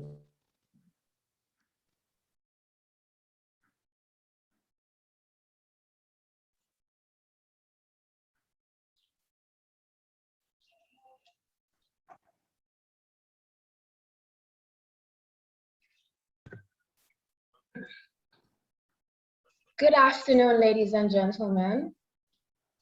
On behalf of Gamer Squad 3.0, I would like to present our game, Pito's Run, created by Or Miller, a university student of Belgrade State Technical, university named after V.G. Shokov, Nyan White, a sixth form student of Sir Arthur Lewis Community College, and me, Delante Boucher, a sixth form student of St. Vincent and the Grenadines Community College. Next slide, please. Our project details. Our game is called Pito's Run. It is an adventure 2D platformer. This game was created and geared towards a wide range audience. However, casual players will be our prime audience. The name Pito was inspired by an English civil engineer and railway developer, Sir Samuel Morton Pito. Our inspiration. The inspiration came from the platformer computer game Fancy Pants. How we made it our own was that the platformer has no definite end. The game continues as long as the player desires. Our main plot. Our game plot is about Pito, the English engineer who is on a plane to his next project, when suddenly his plane lands on a remote tropical island. In order to survive, Pito must collect resources such as bananas during his run to help him defend against the enemy animals and to get back home safely. This is a screenshot of our game.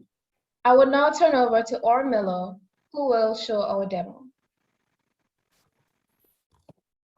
Here we're gonna have a quick demo of our game, Pito's Run.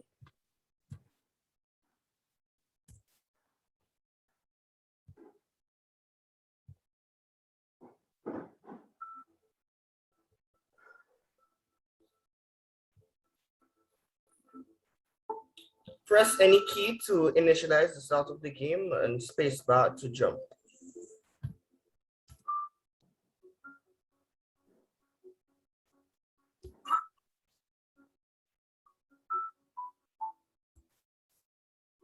All right, so here we have Pito.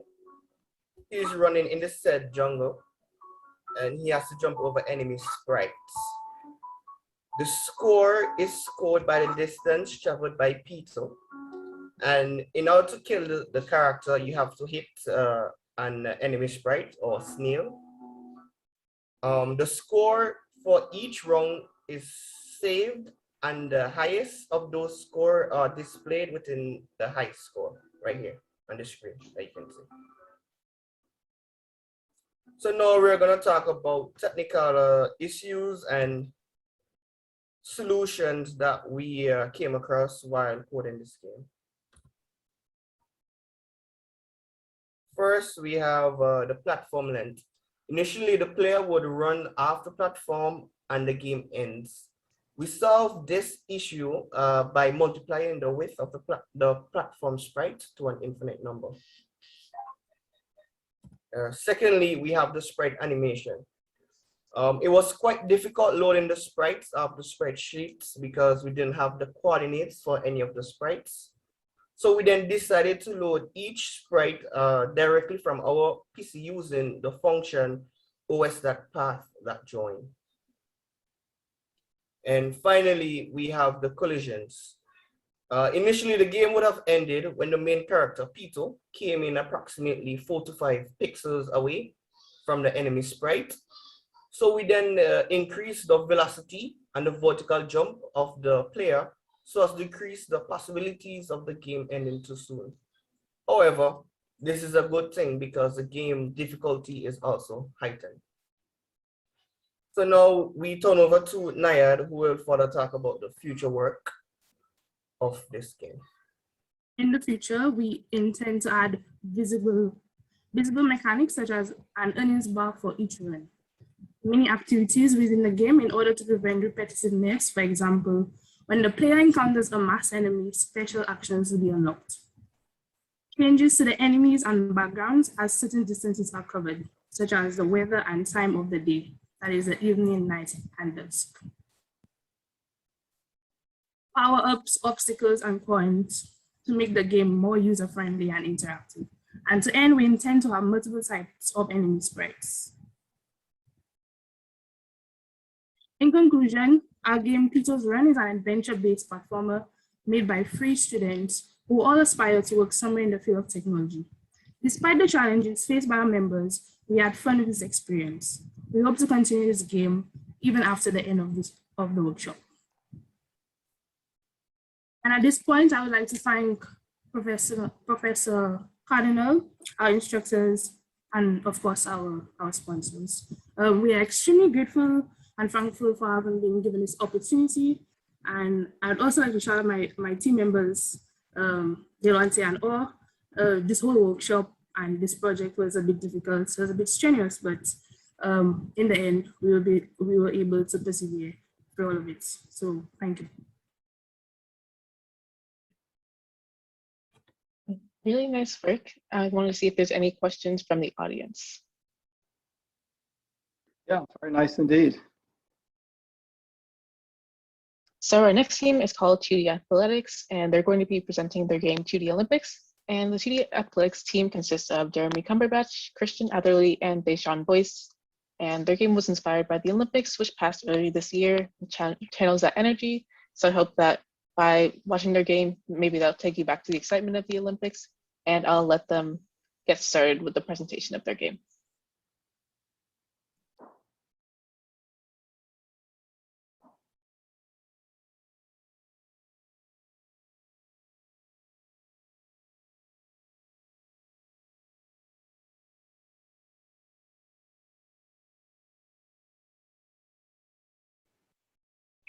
Good evening, everybody.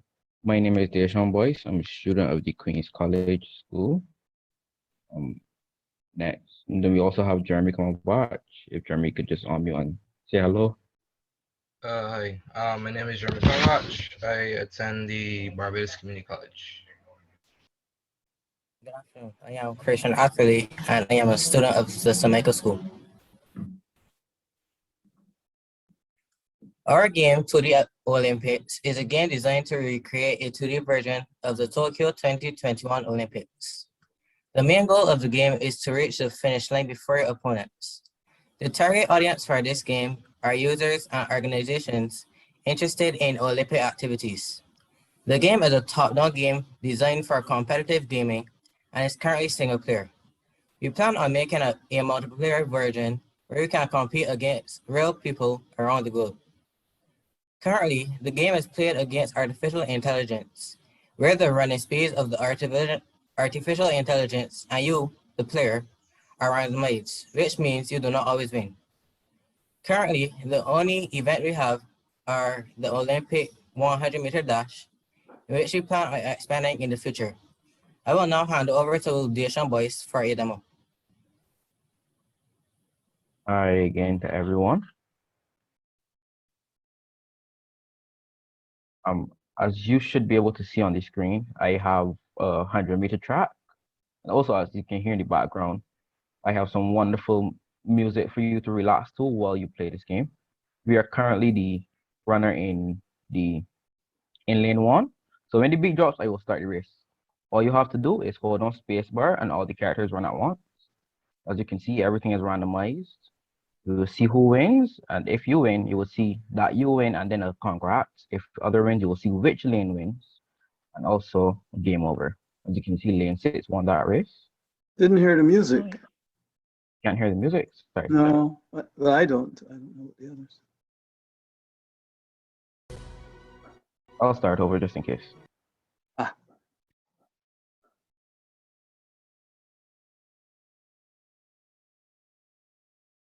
Sorry about that. As you should be able to hear now. Yes. Some wonderful music for you to relax to. And we are currently the character in lane 1. So when the beat drops, I will start the race. As you can see, the characters are all running at random speeds, slightly changing. You can see lane 1 wins, which is us, so congrats. Characters always change the speed at each changes. You see who wins each and every time. And this is just a game for you to relax to and spend some time. You could make some bets on it with your family, who's gonna win.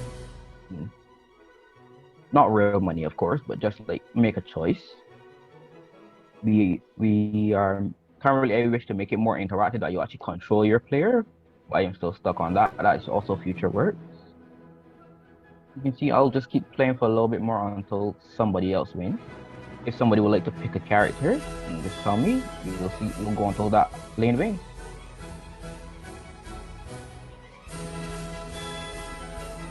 Right now I am voting for lane 6. As you can see, lane 6 wins. So I will stop right here and go give you the technical solutions and challenges that we had.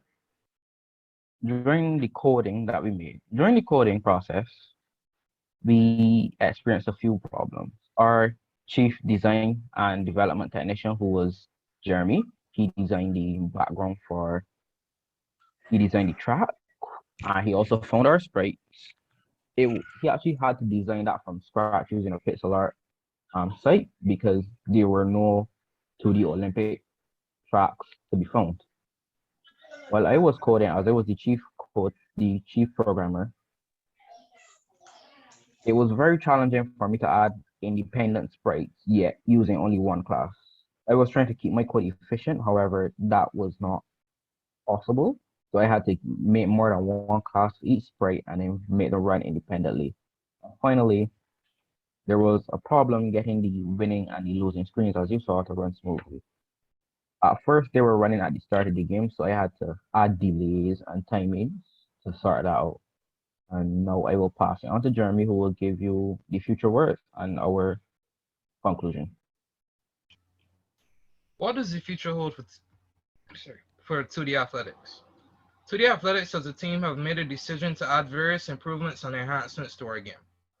These include, but are not limited to, the 110-meter hurdles, as well as the long jump. Development of these events has already begun, as depicted in these images. If you look to the bottom left-hand corner of the screen, you will be able to see the background and track for the 110-meter race, as well as to the right of your screen, you should see the long jump runway, as well as the pits. We also plan on adding an interactive game menu, which will include options such as a pause screen and the ability to increase or decrease game sound. In conclusion, as a team, we have gained invaluable experience in this course via the learning of a new coding language. This has resulted in an improvement in our current talents, as well as analysis and critical thinking skills. 2D Athletics would like to thank all of our instructors for the knowledge they imparted on us, as it has proven to be very beneficial, and we intend to use the knowledge gathered from this course in our future endeavors. Lastly, 2D Athletics plans to use this game as a launchpad into the niche market of Olympic Games and personnel, and intend to attract new users to the market as well. Thank you for your time. We are now open to questions. Nice. Thank you for your presentation. So the next team I wanted to introduce is the Scripters. And this team consists of Alex Hussein, Nathan Nichols, and Charlene Ford. And their game that they're going to be presenting is called Zombie Mayhem. It's like a basic shoot 'em up game, and it kind of feels like an apocalypse. It's really fun to play and watch, so I let them introduce themselves and their project.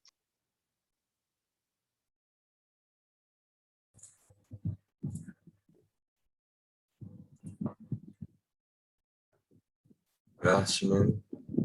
My name is Nathan Nichols. We're from the Scriptures, and our game is called Zombie Mayhem. Zombie Mayhem is a single-player shoot-'em-up type game where you, as a player, will try to destroy all the zombies and boulders in your path as you try and make your way to safety, as the road has been taken over. You, as a player, have the ability to shoot bullets at the enemies. The player is able to obtain two types of power-ups: shield and dual shot. The shield adds health to the player, and dual shot shoot enables the player to shoot two bullets at a time, which kills double the amount of enemies. So now I'll demo the game.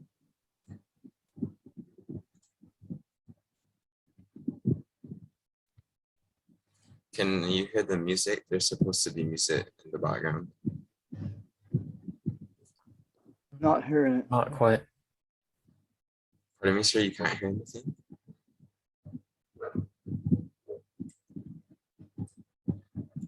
Nathan, try sharing your sound. Yeah, I think it's a Zoom thing. Yeah.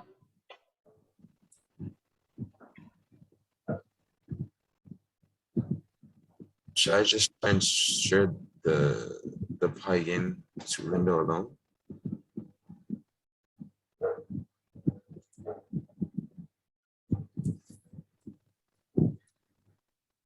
As you can see, Zombie Mayhem is a shoot 'em up type game. And you try to get a high score when shooting all the boulders and all the zombies.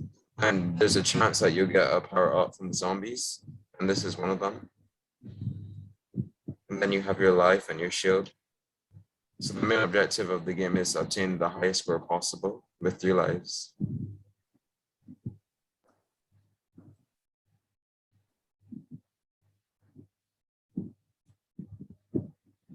And when you die, the game just starts over from the beginning.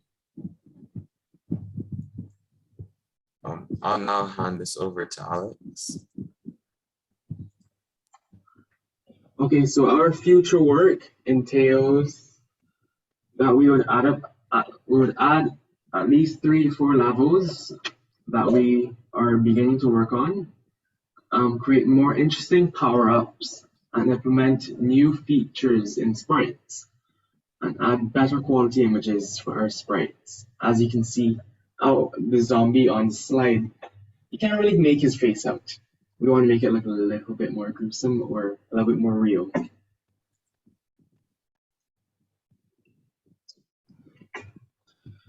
And in conclusion, we have gained a lot of experience and knowledge in coding with Python. In addition to this, we learned the key functions and how a game works, such as game loops, how to draw sprites, how to implement sound and classes and functions. Moreover, we would like to give a great thanks to the instructors and Cardinal Ward, who commit their free time to come to meetings post office hours and be available on Slack.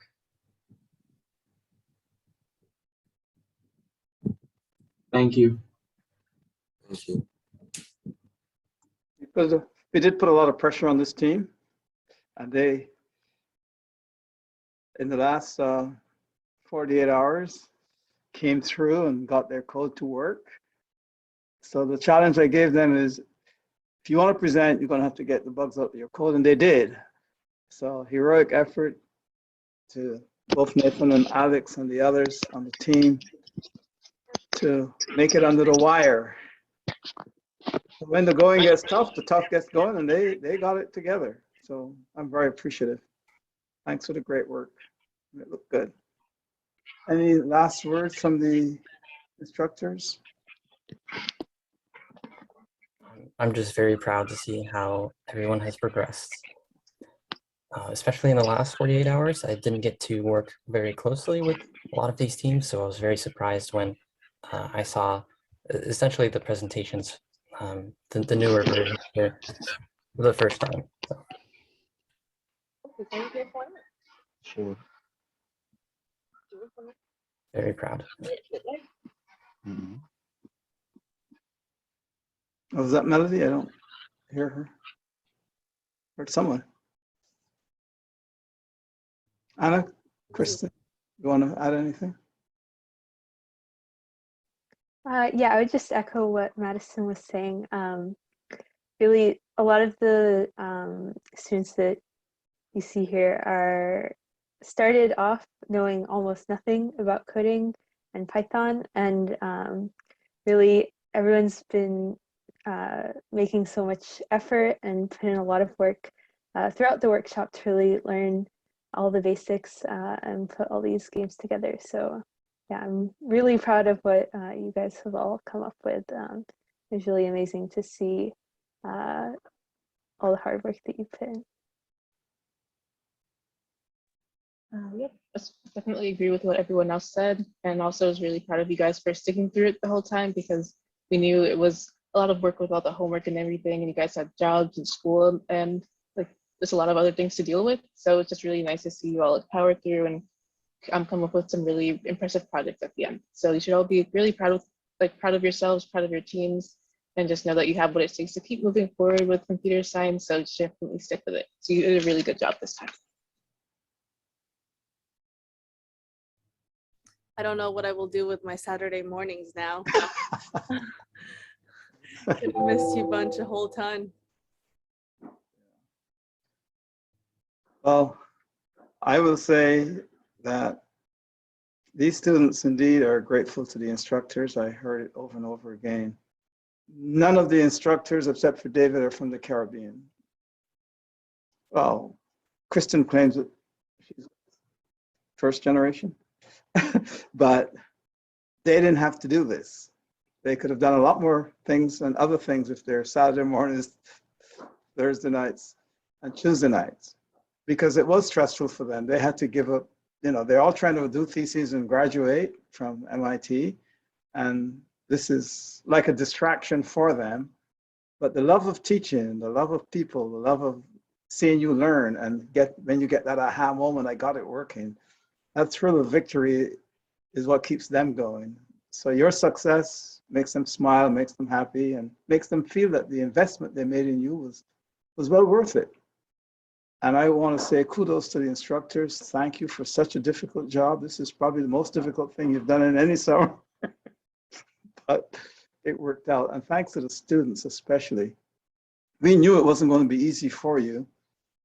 And I heard the 15-year-olds said they were going to give up, but no, they didn't give up. And that's really warms my heart when you see people trying to learn, because learning is difficult. Learning is painful. You got to make sacrifices in order to learn. Not everything comes easy for all of us.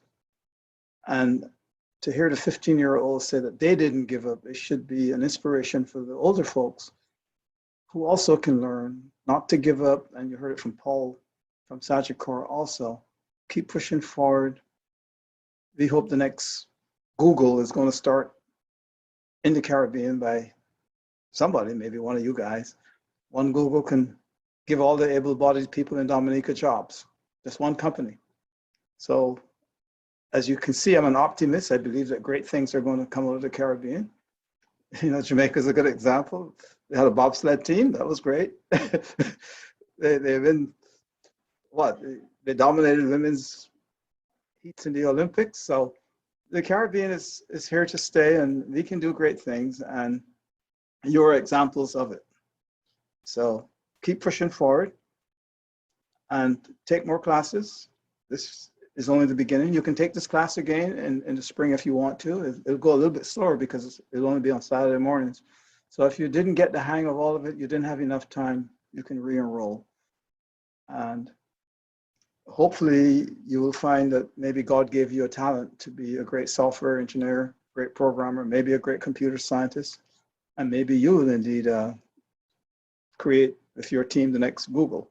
We don't know. We can't tell from people, you know, 15, 16, 18 years old who's going to be the next successful entrepreneur, the next genius.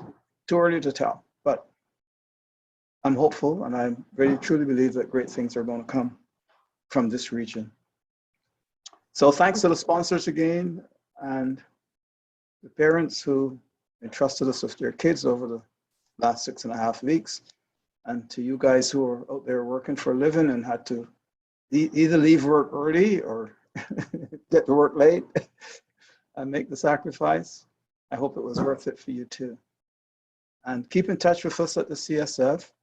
We're going to send you a form to fill out about what you're doing, because our sponsors ask, what happened to my investment in the coding workshops? Did anyone create a company?